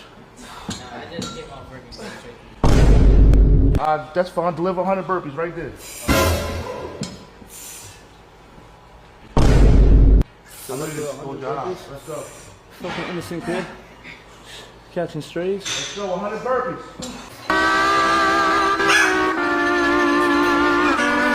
What the fuck? And then he started doing that shit. Yeah. What was funnier is that people literally thought that he was like, oh, bro's never delivering there again. Like, yeah. But he had gone off of work and shit. But shout out Diamond Gym. Shout out to everybody that fucks with that gym. Again, if you don't really understand it, that's also understandable. You don't have to understand what the fuck they do, but it's just motivational overall. And do you have anything else you want to talk about? But yeah, guys, that does conclude our Yappuccino segment. Hope you guys enjoyed. Stay tuned for Unnoticed Going Dark. Just shout out to Ya again for showing love for the last episode. But That ass. Y'all went crazy. I've been going crazy for the past few episodes. Past months. It's ever since we Came back from California. It's just been going that up. always happens. No, not all the time. You know? Nah, sometimes we stay steady. Last year we stayed steady. But that being said, guys, get your snacks, get your blankets, get your headphones, turn off the lights, get comfortable, get your cutter buddy, and enjoy the show.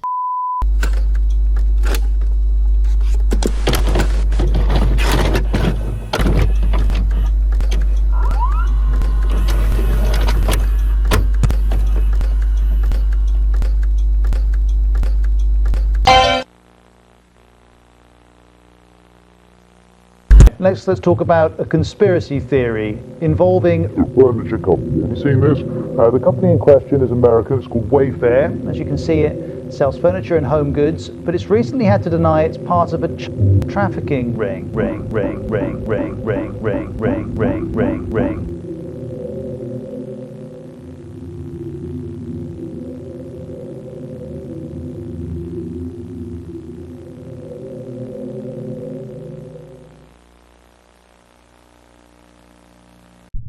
All right, guys. So I'm gonna start the podcast with just saying how the last couple of days, ever since we posted that the last podcast episode, my TikTok and Instagram has just been filled with a bunch of disturbing videos, pictures of files, and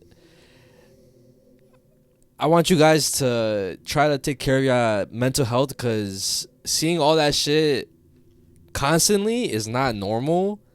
And they want you to get desensitized to this shit. So like I said, please take care of your mental health. Yeah, like take a break of watching all that shit, cause again, that shit, like, bro, I seen some fucked up audios, videos, and it's just like it traumatized me even more than like, cause I already know all this shit happens, but it's just hearing it and seeing it is just like, it's so fucked, and it just remind me how fucked up the world is. It's crazy because sometimes I'm scared to like do research on certain topics. Yeah. Because I feel like I'm just gonna come across like something that you shouldn't be coming across. Yeah, that's really gonna like fuck with my head. Yeah. And then I'm gonna not like stop thinking about it and shit. I think it happened once. I think it was the only time, and we talked about it before. I'm not gonna get into it, but the video with the Pac-Man lady. That's the only time. Oh yeah. That's the only time that like I saw something and like I had nightmares about it and shit, and then I couldn't stop thinking about. And I know that's just gonna happen to me if I see something about. That's why I don't do topics like revolving around rings and stuff like that. Yeah, of course. Or any shit revolving around like child abuse, because there's a lot of cases like that. A lot of fucking cases, bro. More than like normal, you know. Well, okay, it's not normal at all, but like more than there should be, you know. And fuck that shit, bro. I know we're about to get into some crazy shit. Yeah. And pray for us low key too, because I don't know what's been going on with our social medias. And even just in general with us. I don't know. For some reason, today was mad weird. Out of nowhere, I've been fighting through a fucking headache, and I don't really get headaches that often. And then before, I just got mad tired. Like, I don't want to record, but... That's weird, because I felt the same. Yeah, but then I was like, nah, fuck that shit. Like, we got to record this shit. And also, I don't know if you guys peeped, whenever we posted the video last week, the intro got muted, and it basically cut out the audio that was really it was an important audio that was being played while the intro was being played. And I got wait. I thought it was just the music that got muted. Nah, it was there was audio to it. So it was the music, and then there was audio under that. You want to hear the audio? I mean, no, don't, guys.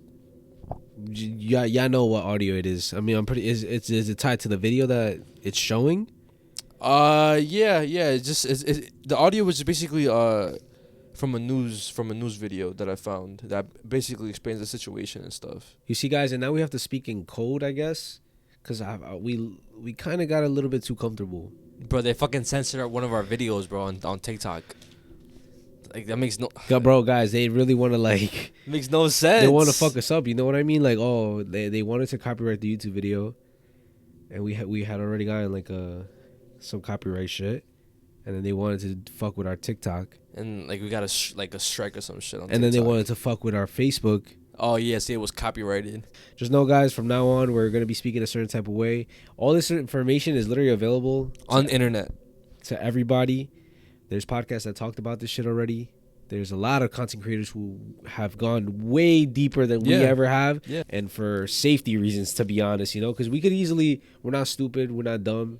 We know how to use the internet. If we really wanted to dig deep and talk about some crazy shit, then it's out there. You know, we could do it, but it is what it is. So shout out to all the content creators who are actually doing their dig and investigation, and, you know, just putting out actual awareness and actual facts about what's going on. They're brave, bro. They are brave, but I mean, I feel like sometimes in this world we kind of need people like that, because I mean, if it's not us, it's them. Yeah. But after looking at all the files for the past couple days, I've come to the conclusion that there's a lot of conspiracies that turned out to be real because of the files that were released. It's like it confirmed it. Exactly. So I don't know if you guys remember the whole Wayfair scandal / conspiracy that happened back in 2020.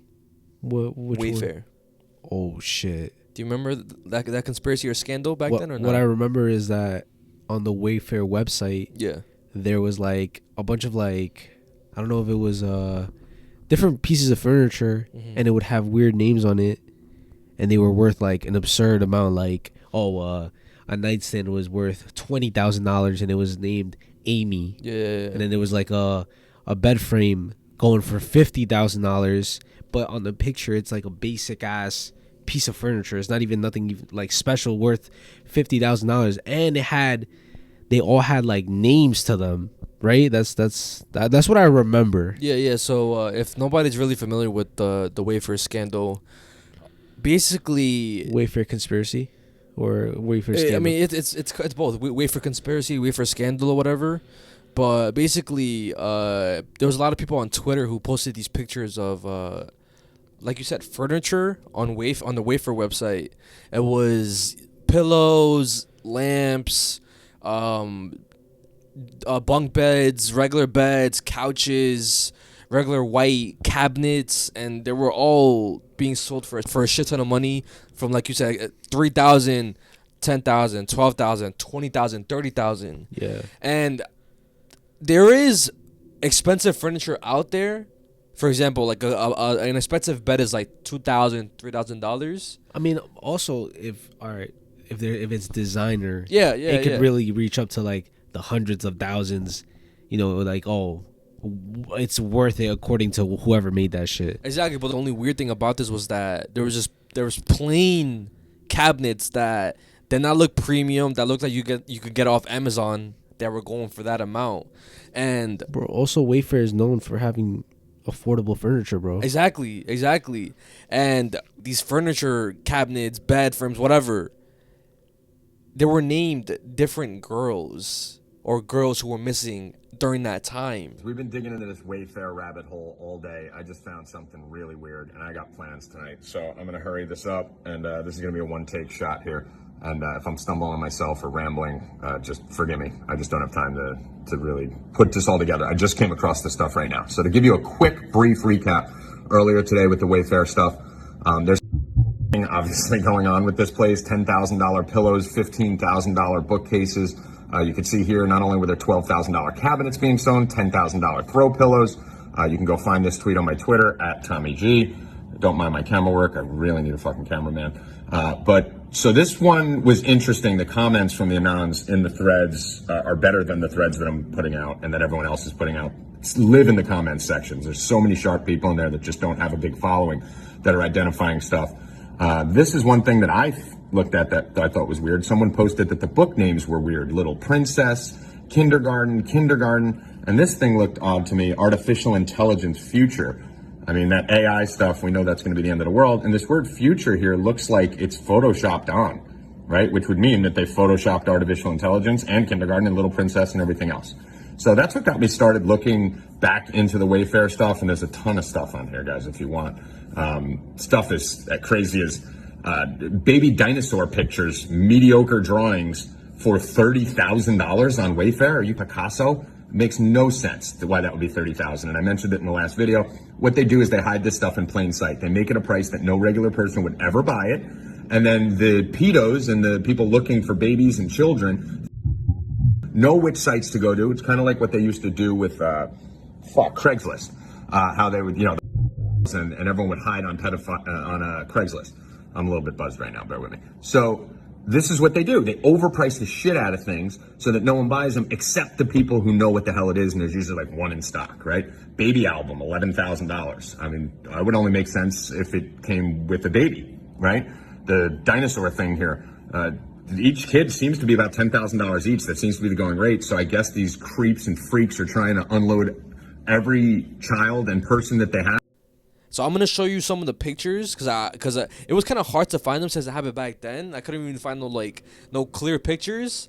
But I'm gonna show you guys the pictures, and a lot of people suspected that people were using Wayfair and a means to sex traffic these girls. So this is the first picture that went viral. I didn't even know that. So this one is it's a cabinet, $12,899.99, named Mezziah 5 shelf storage cabinet, and this is the girl that allegedly it's referring to, right? What the fuck? Then we go even more. Some more cabinets. Again, all looking the same thing. Naraya, Yaritza, Mezziah again. What is that? Olivia? Olivia? There's that. More. Azaria. Annabelle. Allison. Right here. A pillow costs $10,000. Dupless's Zodiac, and then this girl's name says it right here. What the fuck, bro?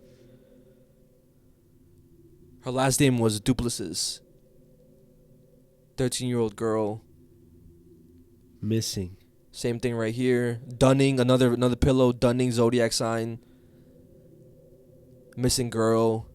Another one, Yaritza, like the one I mentioned before, Yaritza. Wait, that's a kid too? These are all girls. Age 16. What the fuck? So they were all underage girls and stuff. And obviously after these pictures were circulating the internet, there was a lot of major news outlets that tried to debunk and say that whatever was going on was fake. Like, for example, the BBC, the New York Times, they all basically said this is false. People are just spreading misinformation. And even Wayfair themselves, they had posted and made a public announcement, a PSA, saying that whatever was going on was a technical error on their part. There was nothing suspicious going on, right? And then people did more digging, and they found out that some of these girls were missing. They were missing girls, but they were found. And that girl Mezziah, that first girl I showed you, she had posted a picture on I think on Twitter. I don't know where exactly. Basically saying how, like, I'm not missing. I don't know why you guys are posting this picture saying I'm missing, right? Wait, this reminds me of what? Selena Delgado. Wait, what does it remind you of that? Because that was never a missing person. I can see why you say that. Because, bro, this is so fucking weird, bro. Because they could just, like, say, like, she's missing because she's, like, a main target. Like, like, they're watching her and stuff. So she's, like, soon to be missing. Like, okay. So people are, like, watching over her or something like that. I see what you're saying. You know what I mean? I see what you're saying. I don't even know I should be saying that. Anyway. So that happened. And the conspiracy just remained debunked. Everybody just left it at that. People forgot about it. Now, fast forward to 2026, right? Fast forward to 2026, Wayfair is mentioned in a lot of times. This is all public knowledge. I'm not pulling shit out of my ass. You can search it up. Like, here's like the file that you can search it up on the justice.gov website. There's a specific screenshot of an invoice, of an $8,000 invoice that comes from a woman named Karina Shuliak, who was Jeffrey Epstein's last ex-girlfriend before he died. Mm-hmm. And she's the one that basically inherited all his money, well, almost all his money, like some fucking 30K diamond rings, fucking, I think she also inherited the island, I believe. Karina Shuliak and some other woman, Susan Hamblin, they were basically known to do their own little human trafficking or sex trafficking ring also, which is weird. And that woman, Susan, she's also mentioned in the files, but you can't really, like, find shit about her anymore, which makes shit weird. It's like they're kind of scraping shit from her, right? Wait, like if you search her up, she doesn't appear on the files no more. Like, she was there, but she doesn't appear no more. Like, I'm gonna show you, like, the invoice that I'm talking about.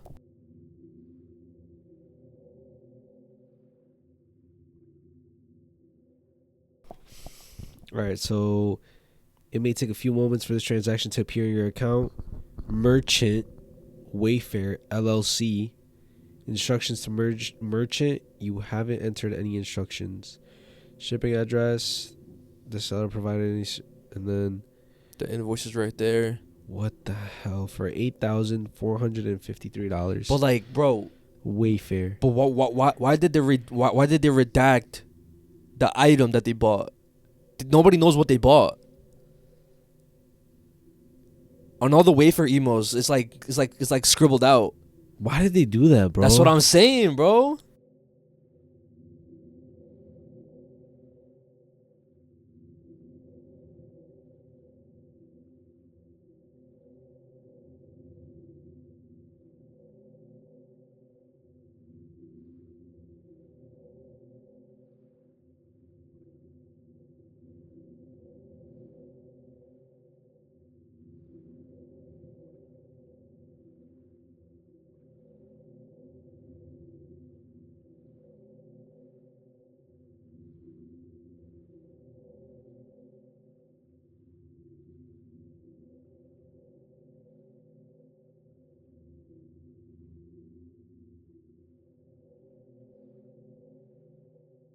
So again, this literally confirms a conspiracy that we had, that people said it was bullshit back then. They're just confirming it as true now.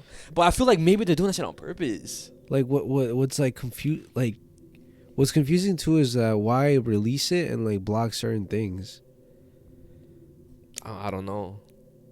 Like, you know, like it's like they want us to like settle and shit with like the half-ass truth. Yeah.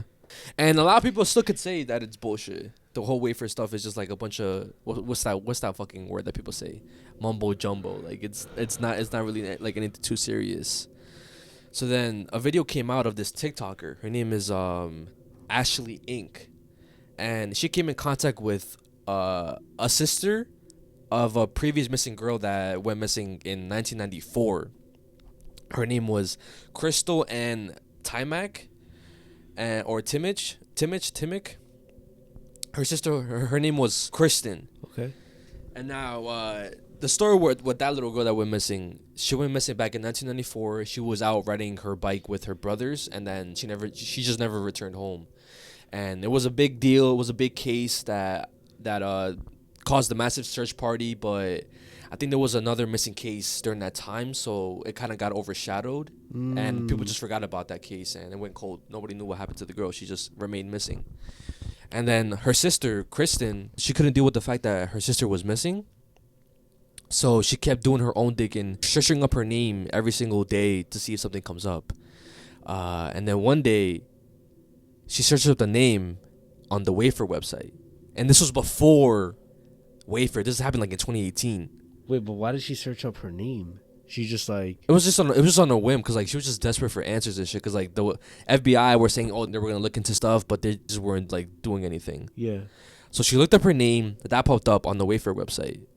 It was like a floor lamp that was like, I forgot how, it was like an absurd amount of money. I forgot the exact amount. She tries buying it because she already has a Wayfair account. She tries to buy it. She tries to check it out. Yeah. When she checks out, it logs her out and tells her to log back in.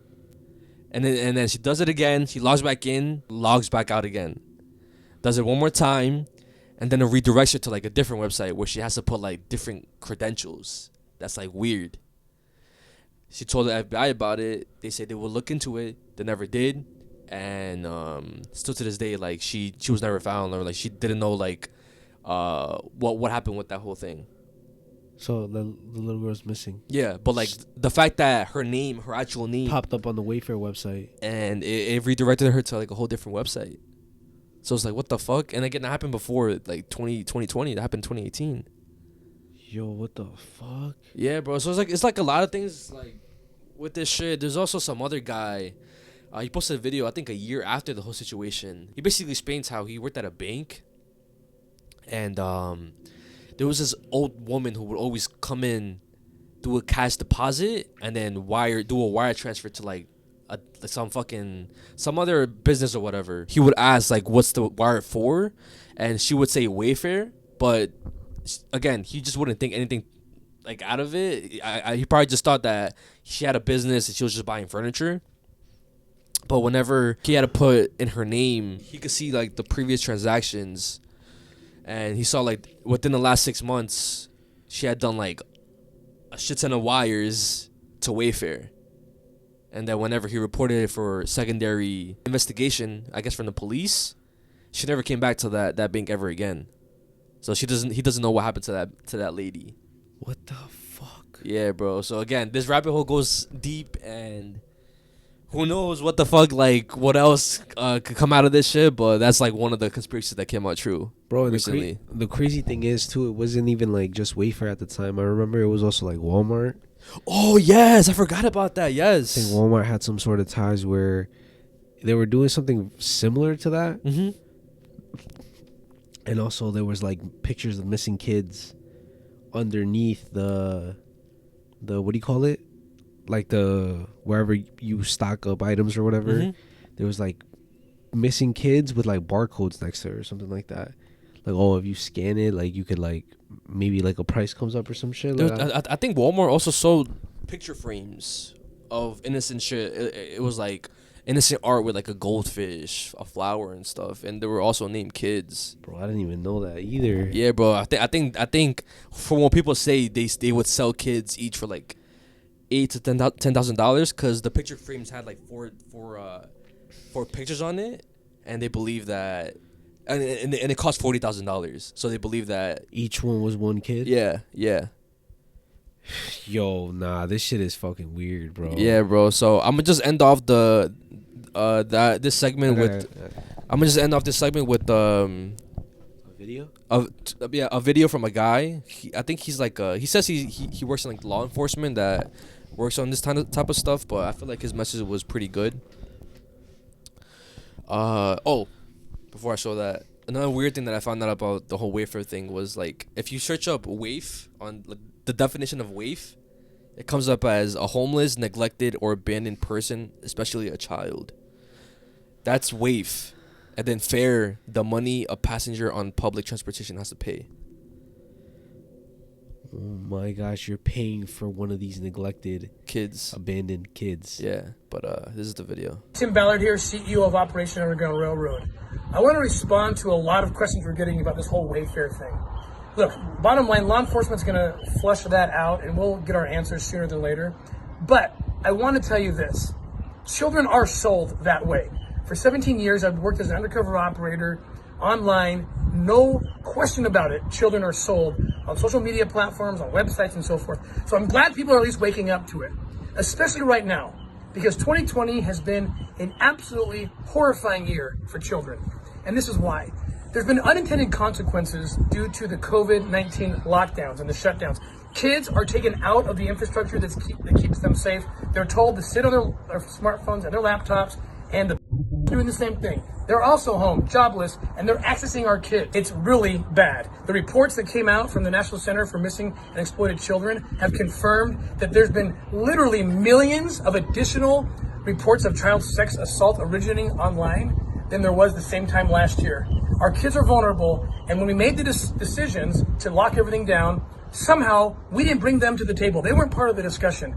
One crisis then follows the next crisis. However, this cry for defund the police, what does that mean? I've been watching very intently on what that looks like it's going to mean, and my fears are being realized as I see law enforcement saying, look, if our city council gets their way on this, or our county commissioners get their way, our child crimes unit is going to be defunded. Again, are we going to fail our kids again? Are we not going to bring them to the table, to the discussion on what we do with these societal transformations? Wait, hold on, Paul. Law enforcement already struggles, I promise you, with about the to finish. resources they need to keep our kids safe. This is not some small thing. This is the fastest growing criminal enterprise in the world. The trafficking of people, of children, for exploitation. There's been like a 5,000% increase of child videos online. And the United States, we're the #1 demand. We're one of the top destination countries for human trafficking, and we're failing our kids at every corner. It's time to get loud, because they can't get loud. Remember, kids can't protest, they can't riot, they can't march in the streets, and so we don't hear from them. But we need to stand up and be their voice once and... Bro, you see how deep everything runs? Yeah, and that was the video that came out in 2020, bro. You see how deep everything runs, bro? Yeah. Yo, this is fucking crazy. Yo, guys, this is exactly what we're talking about when we're saying, like, this shit could have a toll on your mental health. Yeah. But I guess to add on to the conversation regarding everything that we're talking about right now, a lot of you guys were mentioning Monsters Inc., right? So the whole conspiracy with Monsters Inc., where basically their whole city or their source of power is this red liquid that fills up their yellow containers, right? Yeah. And the only way to get that is with kids and fear. So you scare the kid, and this red liquid spikes up and fills up the yellow container. So now what does that remind you of? Red, fear, blood. But more specifically, adrenochrome. Exactly. So that's the whole conspiracy when it comes to Monsters Inc. Everybody commenting down, oh, the Monsters Inc. conspiracy, the Monsters Inc. conspiracy. That's what it is, that the people in power, they get their power from putting fear into these kids. Exactly, because the whole you're basically taking their life energy, and the blood tastes the best and it makes you feel the best. You take all their power, basically their soul, kind of in a way, through the blood, through all these emotions that are running through the veins, and then that's when you basically drain the blood, which is fucking crazy, bro. Guys, again, the fact that we're talking about this shit right now, and it's it's nothing, but also too, I feel like this has been a thing, bro. Yeah. This has been a thing. It's just more, I feel in our faces now, and there has to be a bigger reason why. It's a lot more out there, and we're getting exposed to this more. But I remember this being a thing since I was younger. What? Human trafficking. Continue. Child trafficking. All of this shit. I've known this shit since I was 5, bro.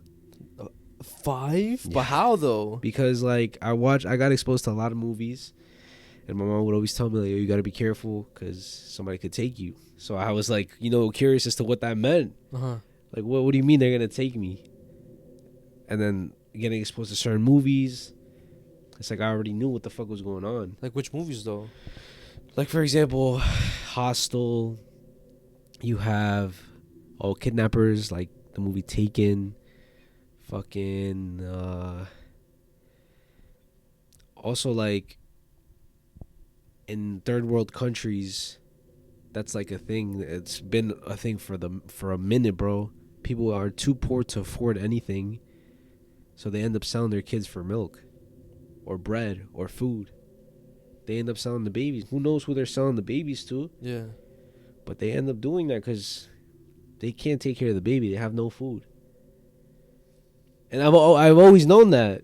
So it's now the fact that people are I don't know how it is that people are just now realizing that this is the truth. Yeah. Bro, this has been going on since before our time, bro. Yeah, of course. I'm talking about back in the day, bro, think about it too. Oh, that's how I know too, because I remember in La Misma Luna. Remember where they wanted to take the kid? Yeah. Oh, people pay more for a kid. Yeah. Bro, this has always been a thing, bro. And then again too, right? Is a thing. What makes you think that? First of all, there's right. So if somebody is gonna pay, which is illegal.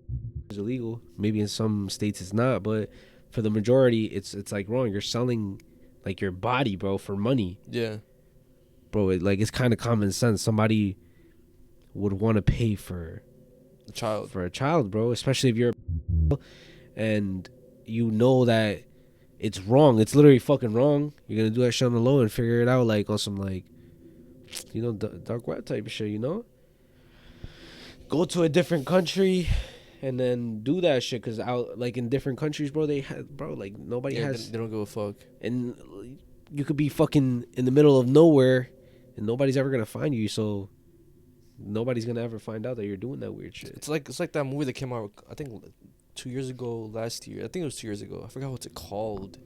It It was produced by Mel Gibson.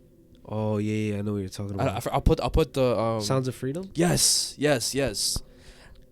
Because I mean I knew about that stuff. Obviously, like I wasn't ignorant about that kind of stuff. I just the fact that they put it on, like you see it firsthand on the screen, and they're talking about how it happens in third world countries, and basically they showed how it looks, how it would look in third world countries, and how people lure people's kids by saying, "Oh yeah, she could be a model, this and that," and then they do that shit.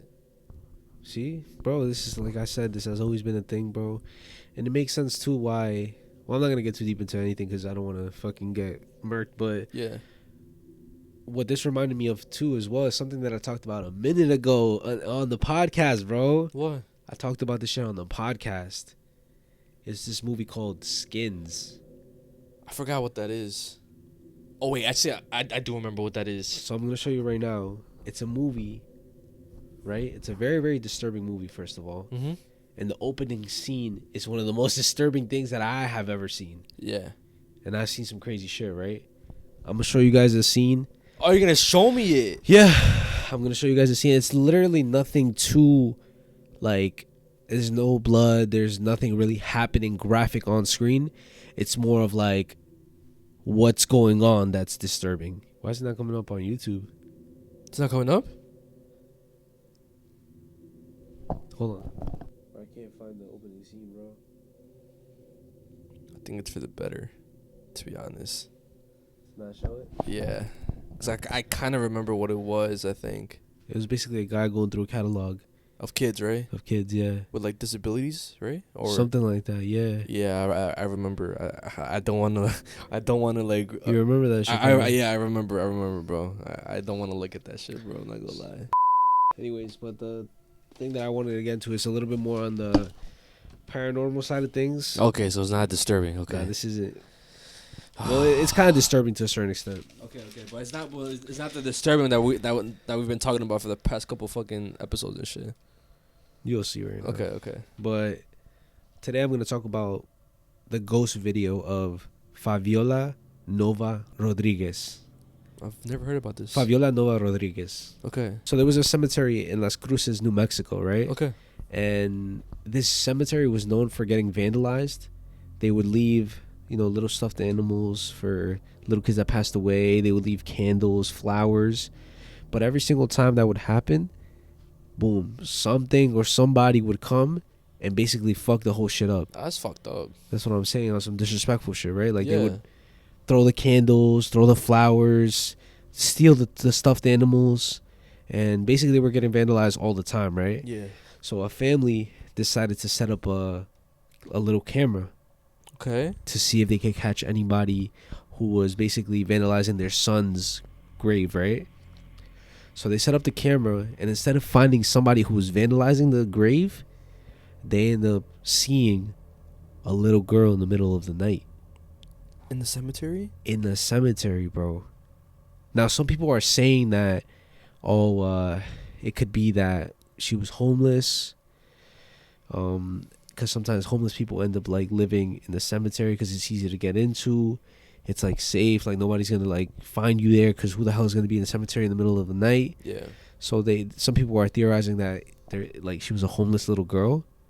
But it wasn't until this woman by the name of Sandra Gonzalez, basically she ended up coming forward and saying, "That's my daughter.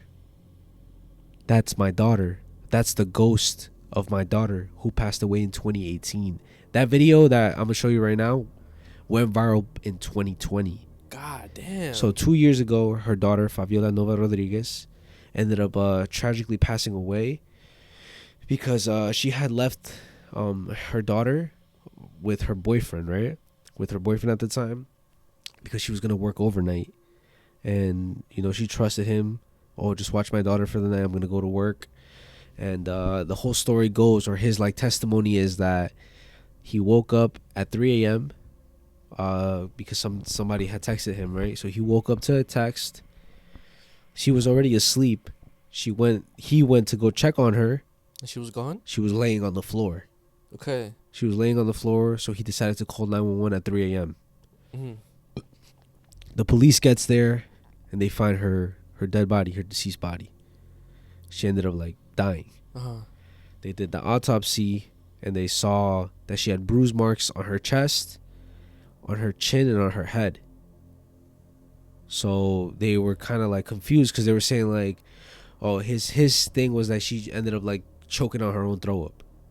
Okay. But that doesn't make sense as to why the bruises would be there to begin with, right? Of course. So they basically arrest him. They find that he wasn't like everything was a lie that he was saying, because he said that he woke up at 3 a.m. He was asleep the whole night, but his phone activity was up literally the whole night up until 3 a.m. where he decided to call 911. Yeah. He even searched up, how do you wake somebody up when blood hasn't been pumping in their body? Child choking on throw up, what to do. So he basically is the one who did it. He ended up killing her, and he ended up going to jail because of it. So and it's crazy too, because that case alone lasted 5 years. It was during COVID time, so the mom wasn't getting justice at all. The mom and the daughter weren't getting justice at all. It was a very prolonged case. They try to say that he was trying to do CPR, but like, bro, it doesn't make sense why there would be bruises on her chin and her head. Yeah. CPR is all right here. So it didn't make sense. But for a long ass 5 to 6 years, they were fighting this case until eventually he went to jail, right? Okay. But now back to the paranormal side, right? I'm going to show you the video. Let me know what you think. If you think it's somebody, if you think it's a homeless little girl, or if you think it's a ghost. Okay. These are just still. Oh shit! Thank God it was empty. These are just stills. They're not like, there's no video. It's stills of a video. Okay. But let me know. Wait, so a video was never released or something, or what? I don't think so. Cause every single time that I search it up, like if I search it up right now on TikTok, it's all stills. Did you search it up on YouTube? I'll search it up right now too. That's a still? Yeah. Oh, what the fuck?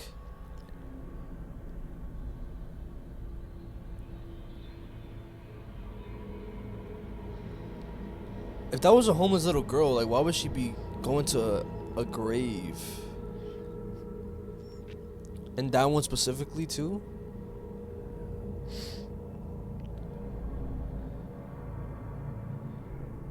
There has to be a video on YouTube, bro. There's no way. The mother of a toddler who died years ago claims her daughter's spirit is caught on camera. Faviola Rodríguez was 2 years old when she died in September 2018. Since then, Mother Sandra Gonzalez has had problems with people stealing toys and personal belongings from her grave at the Masonic Cemetery in Las Cruces. Another family's camera later captured this video and showed it to Faviola's mother, who says she's sure it's her daughter. She had introduced herself, and she told us that she had like something like really beautiful to show us that they had captured on their video camera. So then she like pulled out her phone and she showed it to me, and she told us well, as soon as like she showed me the picture, like I started like crying. A final image shows what appears to be a man with the little girl. The mother believes it's Faviola guiding another family's brother up to heaven. So, like I said, people are saying that they're theorizing, and people are trying to debunk it by saying, oh, she could have been a homeless girl, because at the end of the images, of the still images, yeah, you could see her, which she's like a little she's a kid. Yeah. And then there's a taller shadow. I don't know if you missed it, but on the last picture, there's like a taller shadow when she's like running. There's a taller shadow at the end of the pictures. Let me see. I'll show you right now, but basically what they're saying is that the grave that she was at, yeah, he had just gotten murdered, right? Yeah. So she's basically like his angel, trying to guide him because she died in a similar manner, trying to guide him to his grave, to the afterlife. Yo, what the fuck? Yeah. Let me see, bro. What the fuck? I'll show you right now.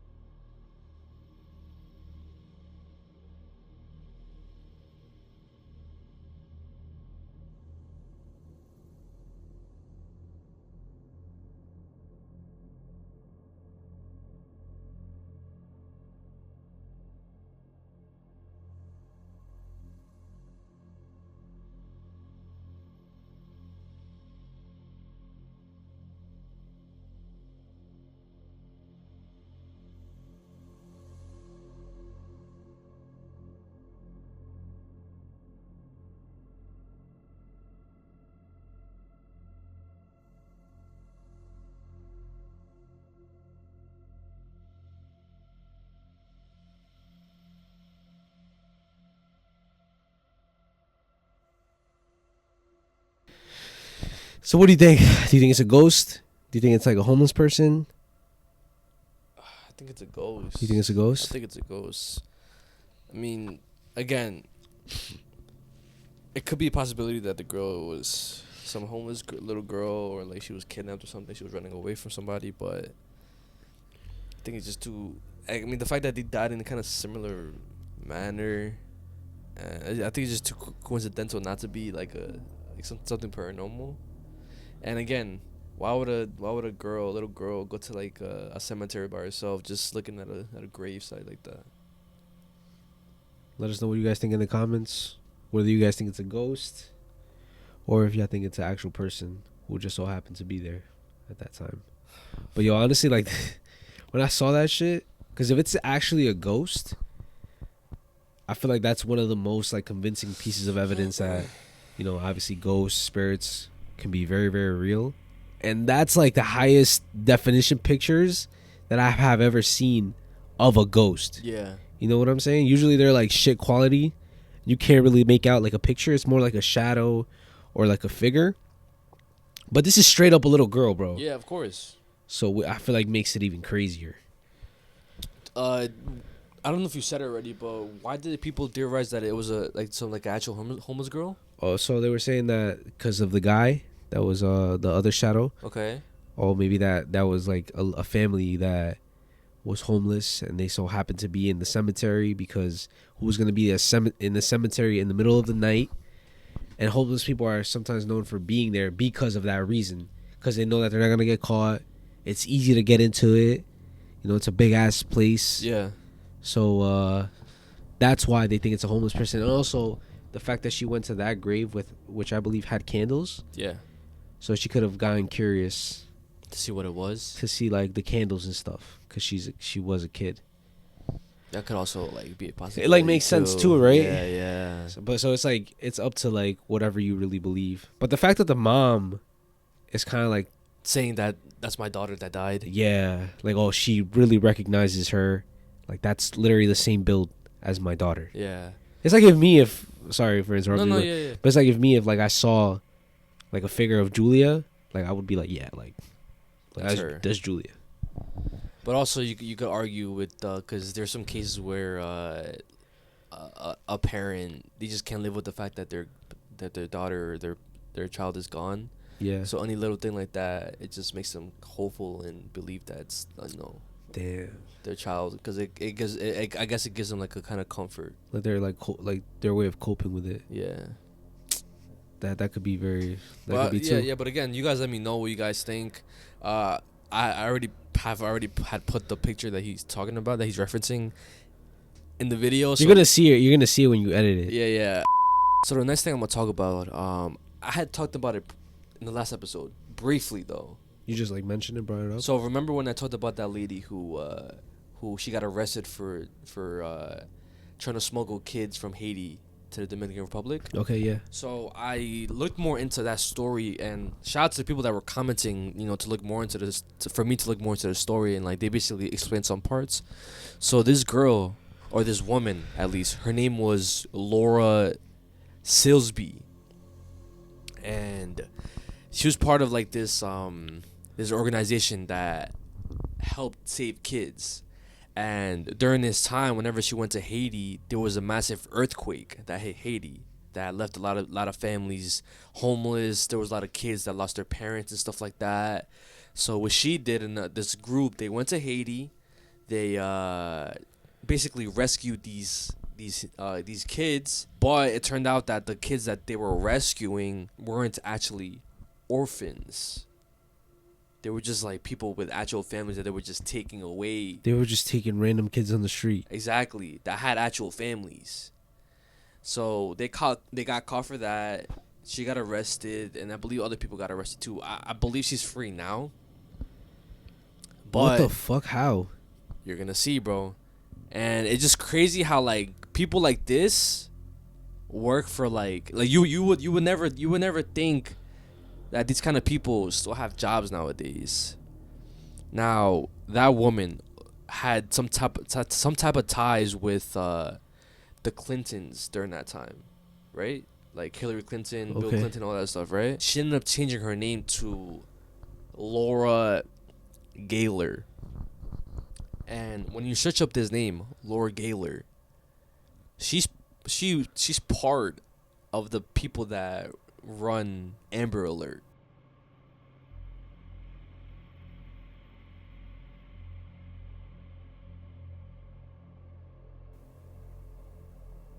And if y'all don't know what Amber Alert is like that alert that you get on your phone that it notifies you whenever there's a missing kid around your area or around the tri-state area. Put the audio. It's like an alarm. It's like a D. Yeah, exactly.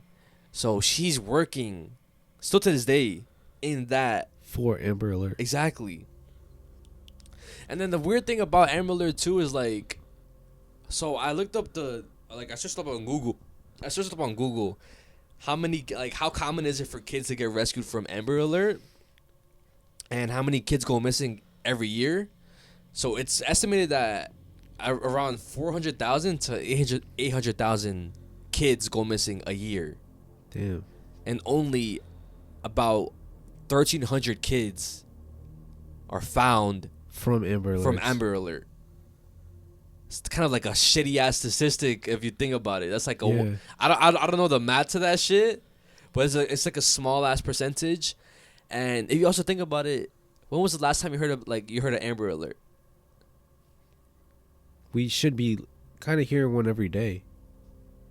With those amount of numbers and whatever was going on right now, you don't hear shit no more. I haven't got an Amber Alert since like 2 years ago. Yo, we haven't had an Amber Alert in mad long. And it could just be coincidence. It could just be the fact that people are finding the kids, and there's no reason to have an Amber Alert. But the fact, come on, bro, like, okay, so I said it wrong. It was 1,300 kids that were found the entire time that Amber Alert was created or whatever. What the hell, bro? Yeah, bro. So, what some people theorize is that people use Amber Alert to just track kids, and it's not really like what they say is that the kids that are missing aren't actually missing. They want to make it seem like they're looking for them, but in reality, like, they know exactly where they are. They just don't want to look for them. What if also too it's like, because I remember watching that movie Hostel, and whenever they basically got a new victim, they would send notifications to their group. Oh, really? So they would send a notification. I'll show you the scene right now. So they would send a notification. Oh, American, this and that. Start bids now. And then, so it's kind of like, oh, turn your post notifications on.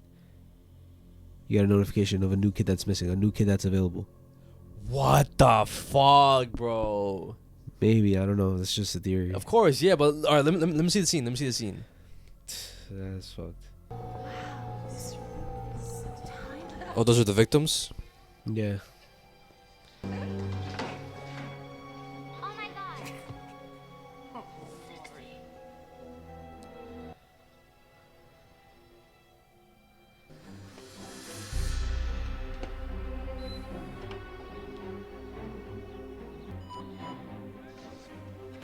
Does this motherfucker already have their passports?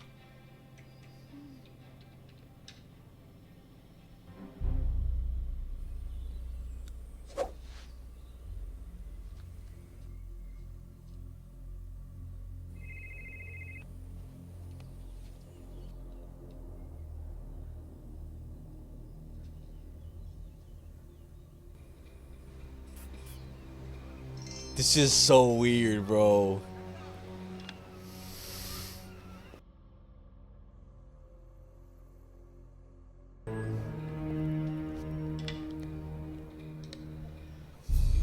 Oh my gosh.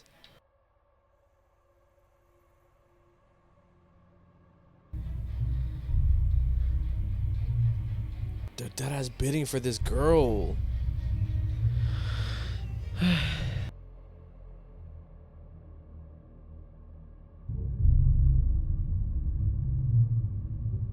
And they look like regular people. You would never know.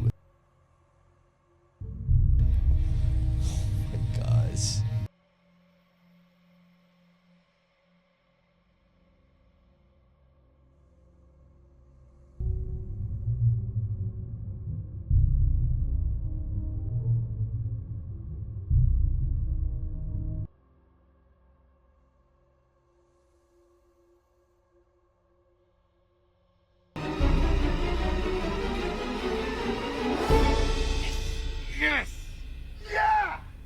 That's crazy, bro. Like I didn't even think about it like that until you fucking mentioned it, bro.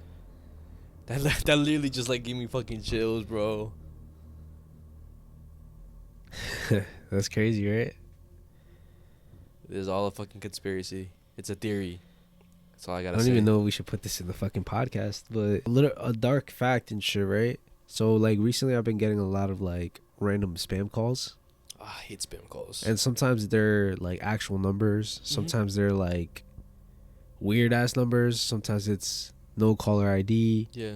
What's the other one? Scam likely. Yeah, yeah. So a bunch of different like numbers popping up on my phone. But the ones that scare me the most are the ones that are actual numbers, because it's like, who the fuck is calling me right now, bro? And Like the actual New York areas of codes. Yeah. Like, how the fuck did you get my number, right? Yeah. And there's a dark fact out there that says, what if like one of those calls that you're getting is actually somebody who's missing somewhere, hoping that somebody answers their call and they just dialed a random number. But you didn't answer. I don't even want to think about that because I don't answer my phone, and I don't want to have a guilty conscience. I don't want to have a guilty conscience of not answering these like unknown calls, bro. Because at the same time, what if they do say that, but in reality they're not missing, and they just want to lure you into like trying to help them so they could get your fucking information, and you're fucked, bro. So like, what the fuck do you believe at this point, that's bro? That's what I'm saying, bro. It's like you can't believe anything nowadays. And even like, you know what I was thinking too? Because obviously we want to say, oh, like we've known these conspiracies for a long time. Yeah. This and that. But what if like there's dead ass no conspiracies going on, and everything is just a distraction? You think everything's a distraction? What if they just made that up for social media drama?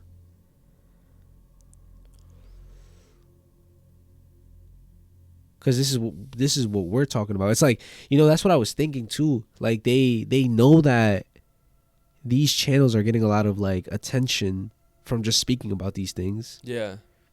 So it's like, what if they wanted us to talk about it? What if they want us to talk about it, bro? To like take the attention away of maybe something else that's really going on. Yeah, but like, I mean, I don't even know what the fuck is going on nowadays. But that's because the only thing that everybody's talking about is the files. There's memes now. Yeah. That's all we're talking about. We're just talking about two people. Oh, yeah, I'm not gonna say what I'm thinking right now, bro. Because then it's just gonna because they're literally just gonna like spiral into like a fucking conspiracy shit. That's like, bro, it's basically gonna end up spiraling to stuff that we talked about last night. Oh my god. That I'm not gonna get into, bro, because you and I both know that we can't say certain shit, bro. Yeah. So now following on to the next topic, which is definitely not a conspiracy. Well, at the time it was a conspiracy. Okay. And it was something that people were theorizing and people were saying that, oh, this happened. But basically, Sam and Colby witnessed a murder, and it was recorded on video. On one of their paranormal videos? On one of their ghost hunting videos, because they ended up like visiting this abandoned asylum. Okay. And it was them with the Ireland Boys. I don't know if you ever heard about them. Island Boys? Ireland. Oh, Ireland. No, I never heard of them. It's like they're two. I don't know if they're brothers or friends. I mean, they had to be. I think they're brothers, but they made like, oh, staying at this spot for 24 hours. Like, okay. They would do those types of videos, but they ended up collabing with Sam and Colby. And in this video, like I said, they explore an abandoned asylum, which is located, I believe, in Washington, D.C. Mm-hmm.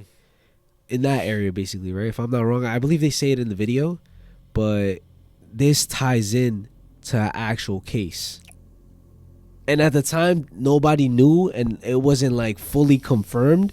People were just theorizing it because at the same time that this case happened, that video was recorded, and it was so coincidental of where they recorded the video and where the murder took place. Okay. So the murder that I'm talking about that's related to this video is the Laura Whalen case. Okay. And what happened with her is that she was a very loved high school teacher from Columbia, Maryland, right? She won Teacher of the Year in 2016. Damn. And on September 5th, 2017, which was going to be the start of the next school year, she didn't end up showing up. Like, she didn't show up to work, which made no sense because she had told her family, her friends, that she was super excited for the school year to start. She had just won Teacher of the Year, so it didn't make sense as to why she would just randomly not show up. And then she didn't show up. Her family were a little bit concerned because the school contacted them and said, yo, like, maybe you guys should check on her because she's not answering her phone, and this is like completely not like her at all. They ended up asking the police to go perform a wellness check. They went to the house. They didn't see her car, and nobody answered the door. Okay. So people were suspicious. They ended up like doing more investigation. They reached out to her boyfriend. He had said that he hadn't seen her. They reached out to her sister. Again, nobody saw her. The neighbors hadn't seen her, so they ended up like reporting her as missing. Everybody was like volunteering to find her. All of her students were putting up missing pictures everywhere, but nobody could find her, right? And they didn't really have any like solid evidence or leads up until her sister ended up saying that she was acting suspicious the day before, or like days before she ended up going missing. That's doing what? So she was texting her sister, right? This lady Laura Whalen. She was texting her sister saying, oh, like, yeah, my boyfriend, his name is Tyler. Yeah, Tyler Tessier. So my boyfriend, he's gonna take me on this adventure, but he's saying that he's gonna take me in the middle of nowhere, random fields, that he wants to look for property to where we're gonna build our house, our future home, potentially buy it and live there, right? Or maybe he could be proposing to me. And she ended up sending a picture of her in a random ass field, right? In a random field. Mm-hmm. After that, she basically like didn't hear from her no more. It was like as if like the communication just stopped. So she ended up like texting her, and then Laura was still answering. Okay. But she thought something like weird was.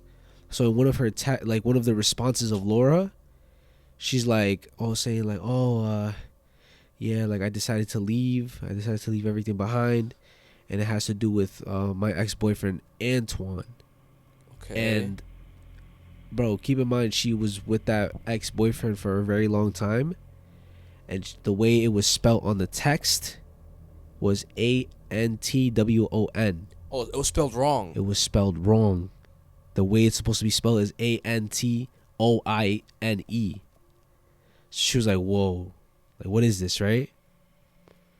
The cops, they basically started like asking him questions, and at this point they kind of know that it's him, mm-hmm. because he was the last one to be with her. And on top of that, they ended up getting called by one worker at this apartment complex type of thing, which was called Gramercy Place, on September 7th. A worker called saying that they found a driver's license with the name Laura Whalen on it, as well as a car that had been parked there for a minute now. Which was her car. They end up going to the Gramercy Place.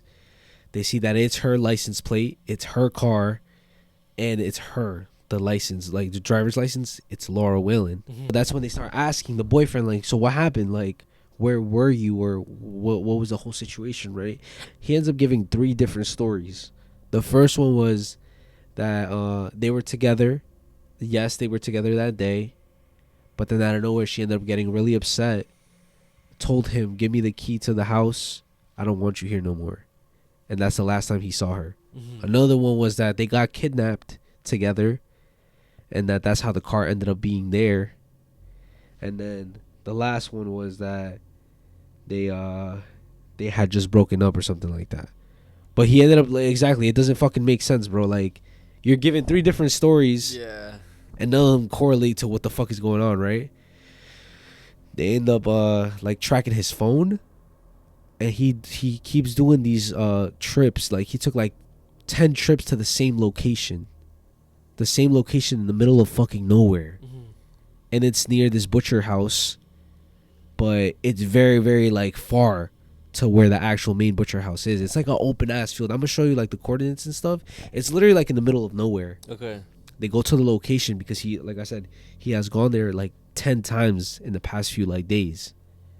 They go, they end up going to the location, and they see like something purple on the floor, and like dirt that had just been recently like moved, because everything else was like green, but that was the only part that was like brownish. It's like a patch, yeah. Exactly.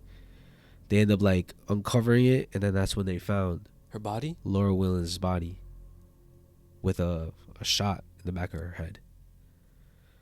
So somebody killed her. That's when they basically ended up staging something on September 11th, which was kind of like a fake press conference. You see when somebody has like a missing family, or there's somebody missing, and they ask them, oh, like they kind of go on the news a little bit. Yeah. And they say, oh, what do you think? Remember that motherfucker?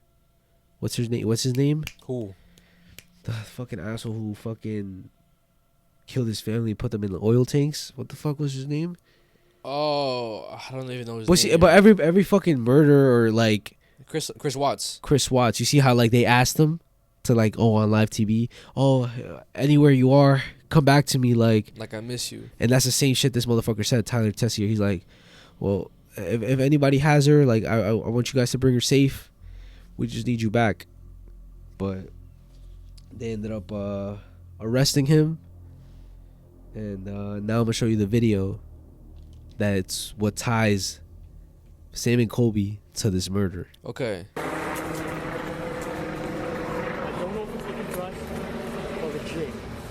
That literally had a searchlight. Why would it have a searchlight? Run.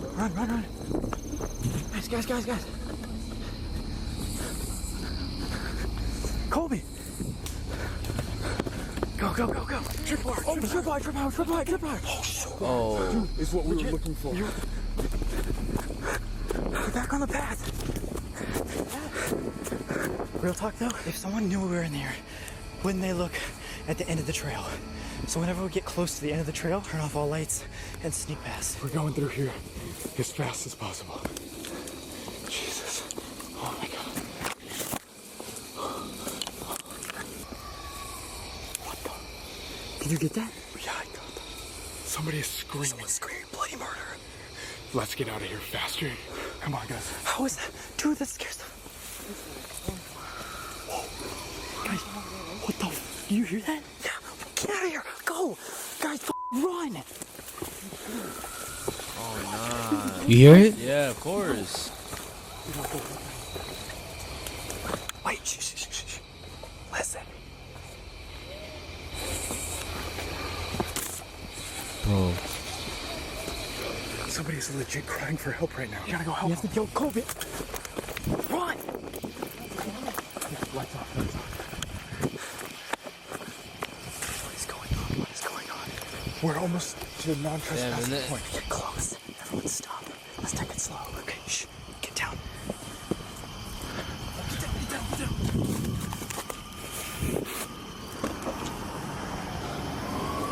Bro. Get out of here. It's fucking crazy, bro. Yeah, and that scenario too is it literally goes back to the topic you brought, like not topic, but like the conversation you just brought up, like how like about the numbers, like whoever called you, like what if it was a missing person? Again, what if we're in that scenario and we fucking hear somebody and it's actual like somebody like who needs help, but again we could possibly die. Like, what do you do in that situation? Exactly. Like obviously you called the police, but there's also that like that part in me that's like, yo, low key we should we go do something to try to help? It's kind of like that one time whenever we were working out at the park, the calisthenics park, and then like we were bugging during this time. We went out like late at night. I think it was like 11 or 12 a.m.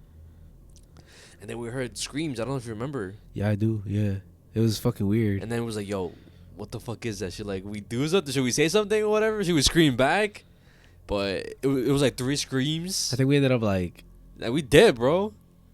It was 3 screams, and then we just left. Bro. Like, we were bugging, bro, because, like, that area is, like, the fucking hood and shit, bro. No, yeah, definitely have to be careful. Like, bro, we'll never do that stupid shit ever again. Yeah. But, like, again, so it was confirmed that that was a girl? People saying that, oh, it wasn't. Like I remember seeing that video and on like because it would pop up on TikTok a lot, and then people would say that the 2 girls that like the girl that like Laura had nothing to do with the scream in the video. It was somebody else. All right, so I'm gonna end off. I know this going dark with 2 supportive stories. W's. So the first one, this one comes from shout out to Dino Diaz, the realtor. Dino Diaz. So this is a Duende story from a supporter that happened to him back in 2007. So I haven't heard it yet. So we'll be the judge. We'll all be the judge of this story. Is it a cash out story or is it a legit story? All right, let's see.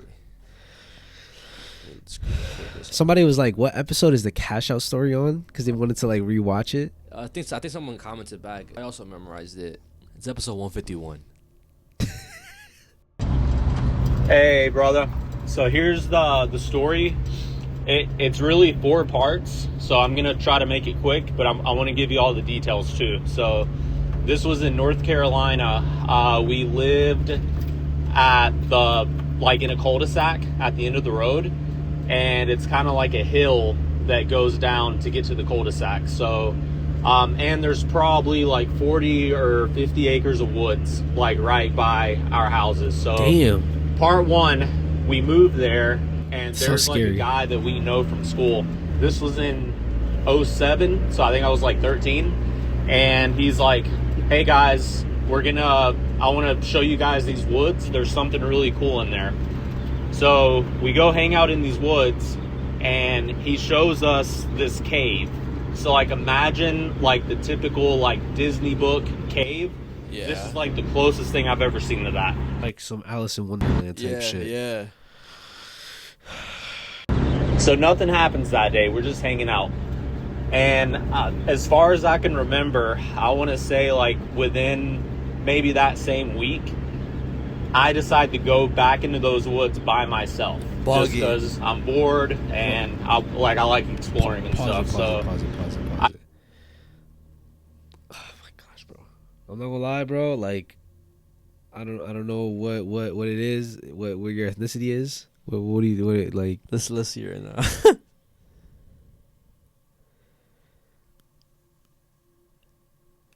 I don't know. I mean, he's Caucasian, but I don't know if he has some like. Bro, like I'm gonna be honest, guys, and this is nothing to the white folks, right? That's some white people shit.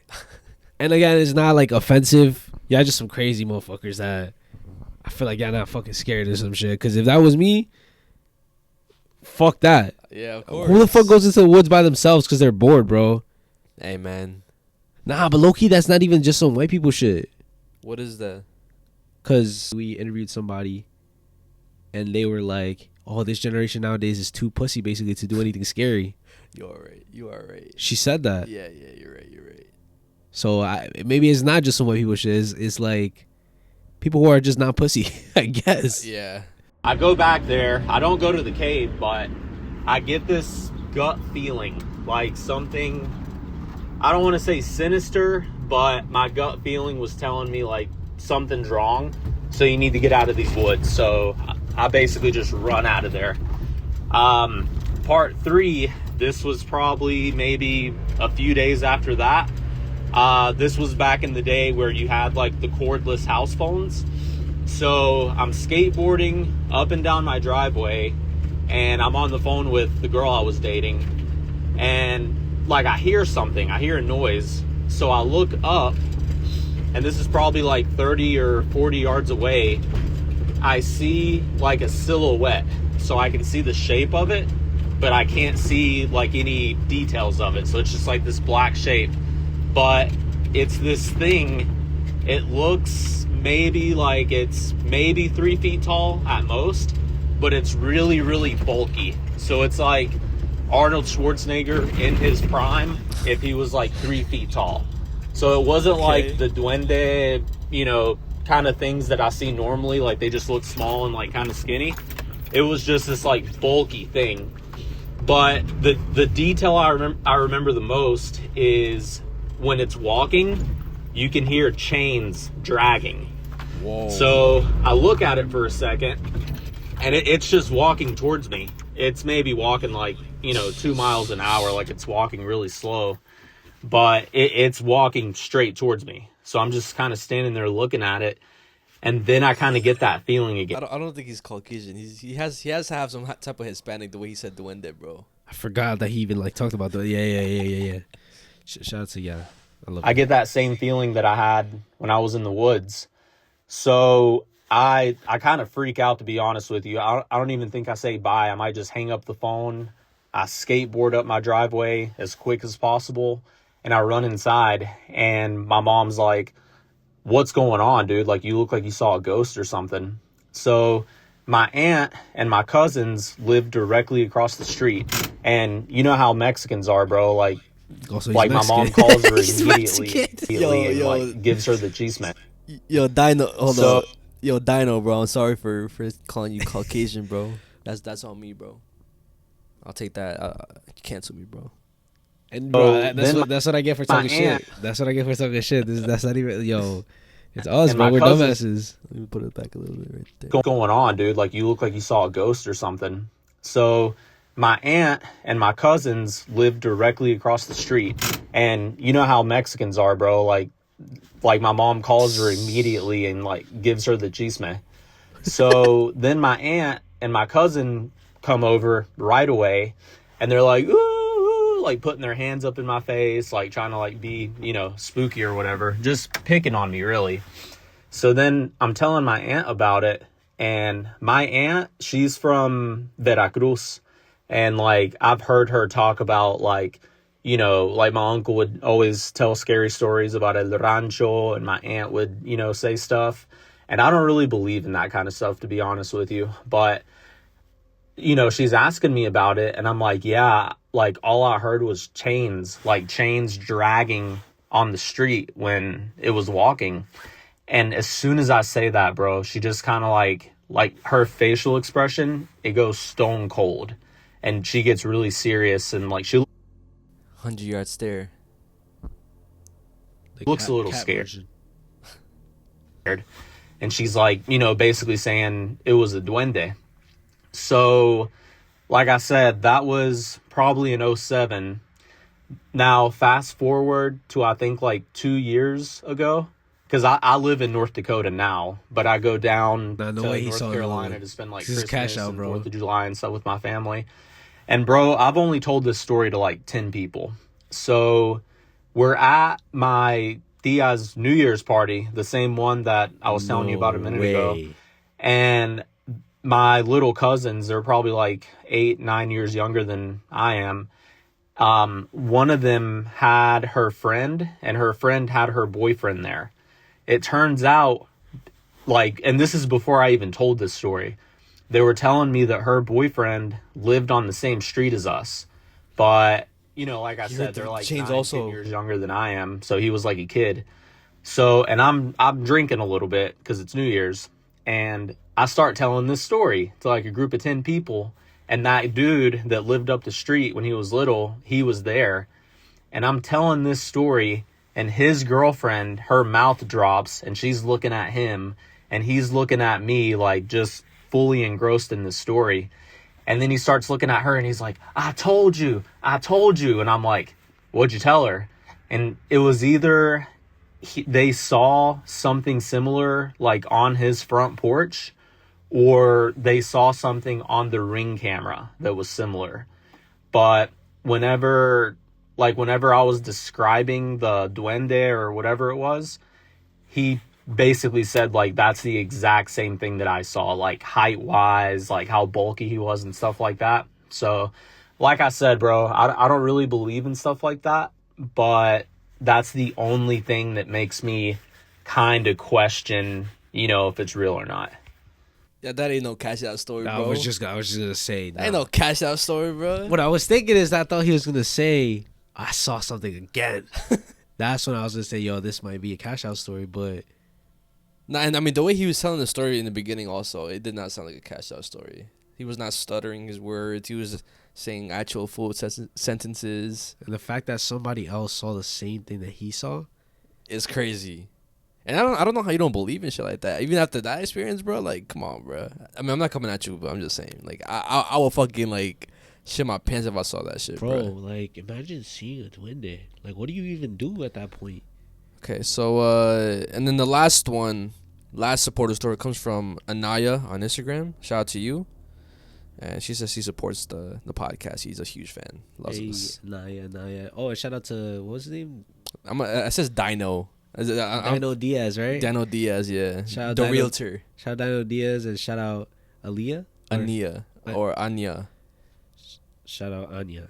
Yeah, it might be Anya, to be honest. So my sleep paralysis story is something that oh fuck, I hate these shits. So this is a sleep paralysis story, okay? I hate sleep paralysis stories, guys.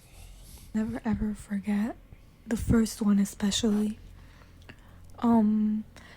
It does sound kind of crazy, but I've told my mom, my dad about it. They did not believe me. So hopefully you guys might believe this. So yeah. Cash out. Nah. Let's see. It could be a cash out. We'll see. You'll be the judge of that.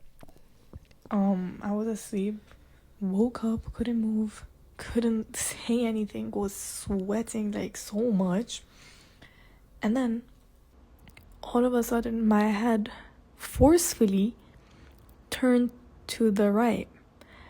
And all I see is a tall ass black figure standing right in front of me. Couldn't see his face, just like from the chest and lower. It was like a shadow. And literally the second after that, my head went straight back up, looking like up to my ceiling. And I kid you not, I'm getting shivers just by talking about this, but I kid you not. It was just like a movie from The Conjuring. Oh my gosh. Like, old lady or something. You remember that? Yeah. Then, was she throws up in her mouth. Floating on top of me.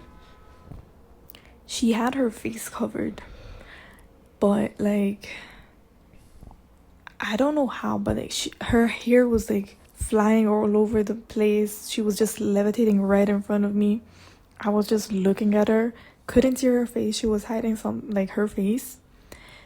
And she was slowly like revealing her face, her eyes, then lowering, then like I can see her eyes, then her nose.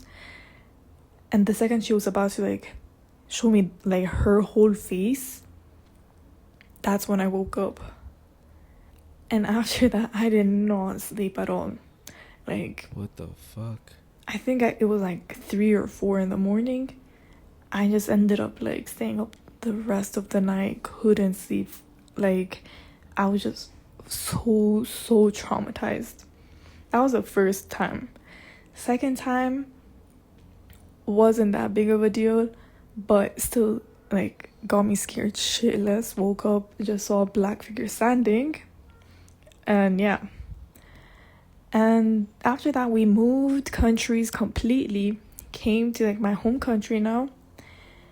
And ever since like we moved here, it's been like 6 months. I've only had once a sleep paralysis episode, and it was like a very short one where I woke up and like I just saw a black figure at the end of my bed starting to grab my blanket. And then, thank God, I just snapped out of it and woke up like so quick. But now, ever since like I've had like these traumatizing like experiences, it happened to me a couple of times now. But when I sleep, all of a sudden I can feel that like I cannot move my body, and like I'm getting weak. That's when I know like, oh shit, like I'm about to have sleep paralysis. Move before something actually happens. What the fuck? So yeah, I'm trying to find a way how to stop this shit, but there's nothing. And yeah, thank you for listening. Just to add to that, it's not about sleep paralysis, but it's something that Similar? I've like heard, I guess. It was like one time I was home alone. I didn't realize I was home alone, and then I heard my mom calling my name. GG's. I like fucking hate. called saying yes, nothing. I called again saying yes, nothing. And I kid you not, the second after that, I just like I've heard someone like running up the stairs. Like I heard footsteps, literally footsteps running up the stairs. I freaked out, ran to my door, closed it, locked it. Like I freaked out. I freaked out. Decided to call my mom, asked her like, "Are you home?" She's like, "No, I'm outside. I'm coming back home in like 5 minutes." I'm like, "Okay." I acted all calm and normal so like she doesn't freak out. Hung up the phone and just like stayed sitting on the floor next to my door until like my mom actually came home and knocked on my door. But yeah, that's something that also scarred me. And yeah. But yeah, guys, I love you so much. Love your podcast. Keep up the good work. Thank you so much. I really, really hope I end up meeting you guys one day in the future. And yeah, thank you for listening to this voice memos. And yeah, thank you so much. You know what? Just for that, your story was not a cash out story. I was about to say you're a cash out. You're a cash out part 2, but you're not. You're not. What was her name? I think Anya. Oh, Anya. Anya. Thank you for your story, Anya. I was gonna say it's a cash out story as well, but I guess you won us over. Thank you very much. Yo, but yeah, guys, that does include Unnoticed Going Dark for this episode. Hope you guys enjoyed. But obviously, before we do end the podcast, picture shoutouts and supporter shoutouts. And yo, this shit was pissing me off. Gang, you were not a fucking 12. These are not yours. Where the fuck did you get this shit from? That shit was pissing me off. Like, wait, there's no way he's a size 12, bro. You're like a size 8. I'm shoe maxing. I'm like height maxing too. Where the fuck did you get these shits? It's a long story, bro. I'm height maxing, bro. That's not how height maxing works, bro. Not with Crocs, at least. You know what they say? The bigger feet, the bigger the schmeat. Yeah, but look how much space there is in my fucking Crocs. I just literally noticed that right now. Why is this shit pissing you off? Because I was like, yo, why is motherfucker wearing a size 12 Croc when you're size 8? Bro, it's because this was alright. Like, you want me to tell you for real? Yeah. Like, this was a gift for somebody, but they fucked up your size? How the fuck they fuck up that much? It is what it is, man. It is what it is. Bros really thought you were size 12? No mamas. Shout out Chris the Freak, AOJ DiMaggio, Batman, Alien Emoji, Dean, Alan, D.O.C, Sharknado 07, Jocelyn, Carlitos, Vic, N20 Loco,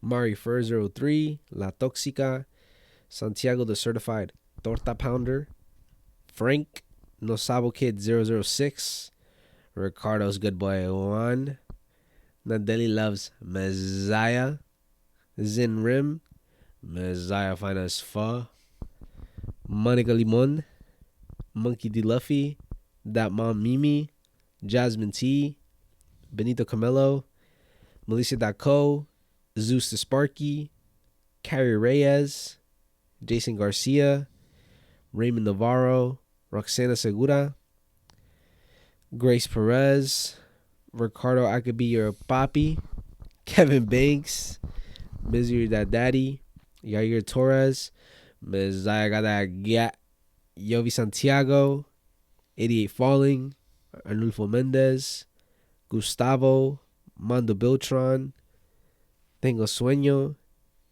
Mezziah Tiene Papel en el Culo, Leslie with the pink hair, Chiquita Lopez, Te La Comes Toda, Anaí,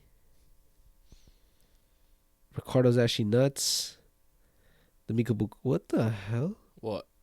Damn, so many Patreons we have? Yo, bro, we've been getting a lot more. Bro, I don't even So know. Tia, bro, drop the episode. I don't even know. Ricardo's actually nuts. D'Amico Buqua, Jesus Chavez, Pascual Zenega, Jose, can you ride my shit, Aguilera? Whoa, what the fuck? That's what he typed. No, I know, but I'm like, yo, pause, bro. Bro, I'm gonna say it. If you guys want me to say it, I'm gonna say it. Jaime Real Valvera, Bill Mendoza, Miguelito, Jennifer Montalongo, and that space guy. We fucking love you guys. All right, shout out to this is from Instagram. Shout out to Rob _ peso or peso. Not gonna lie, Brody, I fuck with y'all shit heavy. You guys really be working hard. I feel like I can relate to both of you guys. Shout out to you, Rob. Shout out, Rob. Appreciate you, bro. Shout out to I think it's Sitali or Sitlali. Can I get a shout out, please? I stumbled on y'all's podcast last year on a solo trip, and I would listen to you guys on Apple Podcasts until one day I got hella spooked when y'all would show the video, so I decided to start watching you guys on YouTube. I've been subscribed ever since. Love you guys and the Yap sessions. I now live in Georgia, but I travel back to home to Memphis a lot, and I will legit play you guys while driving. It makes the time go by fast. Love you guys and keep up the good work. P.S. I'm Lulu stealing your manso on the Apple review. Oh shit! Well, shout out to you, bro. Shout out Sitlali. I appreciate the love that you've been showing. Appreciate you. Shout out to Gavin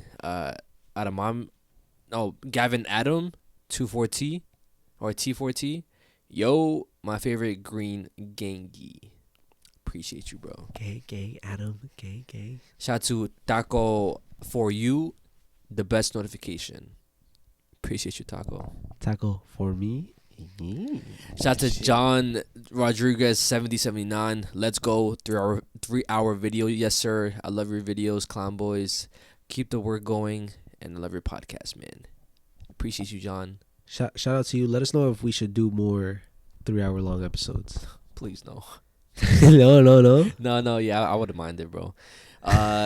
On special episodes, like if it's necessary, like if 4 hours. I feel like 5 hours. If we hit a whole shift. 8 hours. Whenever we reach 200 episode, we'll do 4 hours. 8 hours. All right, bro. Bro, we got to do it for the people. Bro, a shift is not 4 hours long. I am not talking for 8 hours straight, buddy. Yeah, bugging. I've done it before. It's possible. Shout out to Yo7S15. 3 hours of pure peak with fire emojis and a green heart emoji. Shout out to UNB 3K449 and 7. Fell in love with both of you guys after watching your trip to the Annabelle house. I'll rewatch that again. Oh, and I found you guys from John vs. John podcast comment section, which I also am platonically in love with both of these guys too. Why? You're not unnoticed. You're picking up traction and momentum. I see you. Oh my, bro! Let me know, bro. Are you a spy? Are you a freaking spy? Yo, shout out to you at UNB, but that ass. Are you double agent, bro? Tia, bro. Shout out to LWTPH. Yo, fire as fuck. Ita. This about to be good. Shout out to you, bro. Speaking of W, let us know in the comments if y'all want my brother back on the pod. I seen a lot of comments of you guys saying you guys want him to be back, so we can make that happen. Shout out to J Dim Amigio. Hey guys, this is by far my favorite episode. The yap hit home, and the spooky segment was intense. Keep up the good work, guys. I'm always looking forward to the next episode. You do make a difference in my life. Ita needs to come on more often. This episode was really a vibe. Happy 4-year anniversary. When you're unnoticed for life. Love ya, Clown Boys for life. Yo, what the fuck? Who was that? Jay. Shout out to Jay. Shout out Jay. You're not unnoticed. Shout out to oh yeah, bro. That ass. Yeah. Every single one of y'all that keep showing love, coming back to the videos. It's crazy. Yo, maybe this year we could have a live show. Like, I feel like it's very possible. Very high possibility of us having a live show. Let us know in the comments if y'all would even come. Shout out to people over on Spotify. Shout out to Carol Chan 59 on Spotify. I used to listen to Ryan Mango, and now I can't seem to pay attention to her anymore. And I started watching her guys' videos again, not on some shady moves though. Basically saying how like we're better than Ryan Mango. No, shout out to her. I mean, I love Ryan Mango. She be doing her fucking research too, bro. So. No, she does. I feel like like she goes deep, Yeah. deep. Shout out to SVT 5.4. Puro pinche clamboys on top while eating some tacos de verga asada. Chill out, pa. Shout out to Jessica. What? Shout out to Jessica Barros 6016. I was trying to hype this video, and I had no idea that there was a maximum limit per week to hype videos. It's 3 max. Now I gotta use it wisely in the future. I tried. I appreciate the new upload. Shout out to everybody that hypes up the video. I've been seeing the hype, the amount of hypes we get, and that's a lot. Guys, keep hyping the videos. Keep liking the videos. Comment the fuck out of the videos. Do whatever y'all can to push it out, bro. To interact with the videos, guys, because you know what I'm saying. We really, y'all are making this shit happen, but we're trying to really take it to the next level for this year, bro. And y'all are gonna be the reason why. You know what I'm saying? Those likes matter. Those comments matter. Those fucking that hype matters, bro. Trust. Yeah, I think it's like something little, but it matters a lot. Yeah. And then shout out to the last 3. Shout out to P Cortez 9674, longtime listener, first time caller. I just want to say shout out Unnoticed Podcast. I'm 35 from California, father of 3, and man, I love listening on my way to work and when I'm closing the kitchen. Much love, and I just want to wish you both a lot of peace and prosperity. And my motivational quote would be, everybody's a genius, but if you judge a fish by its ability to climb a tree, it will live its whole life believing that it's stupid. Dr. Seuss. That is such a W-ass quote. I hope I make it on the podcast. Cortez out. And you did, bro. Shout out to you. I appreciate your support. I appreciate that you watch us closing your shift and also like going to work and stuff. Shout out to you, bro. Love you, bro. Keep being you. Love you. Shout out to Daniel Sanchez. Damn, what an episode. I'm watching it right now. I hear it first on Spotify, then see it on YouTube. Been with y'all all the way. Strive for greatness. Clown boys for life. Love y'all. Let me know when you guys come to LA. Appreciate you, bro. Hey. We'll let all you guys whenever we go to Texas, LA, wherever. It's gonna happen this year, guys. And then the last one, shout out to Masked Virgo. I love y'all because from the shower till when I leave my house, y'all are my entertainment. Hey. Shout out to all you guys. Big shout out. It's just been crazy how much love y'all been showing us, and I'm not gonna lie, like even though the episode last week was a bitch to edit, I don't have regrets on the way it came out, anything, because the way I see it, as long as the way I see it is like every single video that we put out, I'm putting my all when it comes to edits and all that stuff, production. So whenever like we do make it, people could look back at the other videos and be like, yo, these motherfuckers just kept on improving. They didn't just stay stagnant. They didn't just stay to one style. It just kept on progressing. And I'm pretty sure a lot of people who watched last episode, or new listeners, they seen that shit. And then people who probably like, I saw a comment that somebody haven't like watched us in like a year or something like that. Like they forgot about us. And they came back and they're like, yo, what the fuck? Like I regret not like I regret not watching like the past year or whatever. So shout out to you guys. Thank you guys so much for showing love. I'm not gonna stop putting effort into these videos. Same thing with Ricardo. We're not gonna stop putting effort to these videos. 100%, guys. Cause today was one of those days where it's like we both had that. Should we record? Cause we had recorded something earlier. And it's kind of, sometimes it is a lot to talk, and then I'm sick or there's just shit going on. Like, bro, I had a headache, shit just getting in the way. But we got to be on some consistent shit because you guys are consistent. So we got to show up every week exactly how you guys show up every fucking week. You know what I'm saying? So we're gonna keep doing what we're doing. Like George said, 100% effort.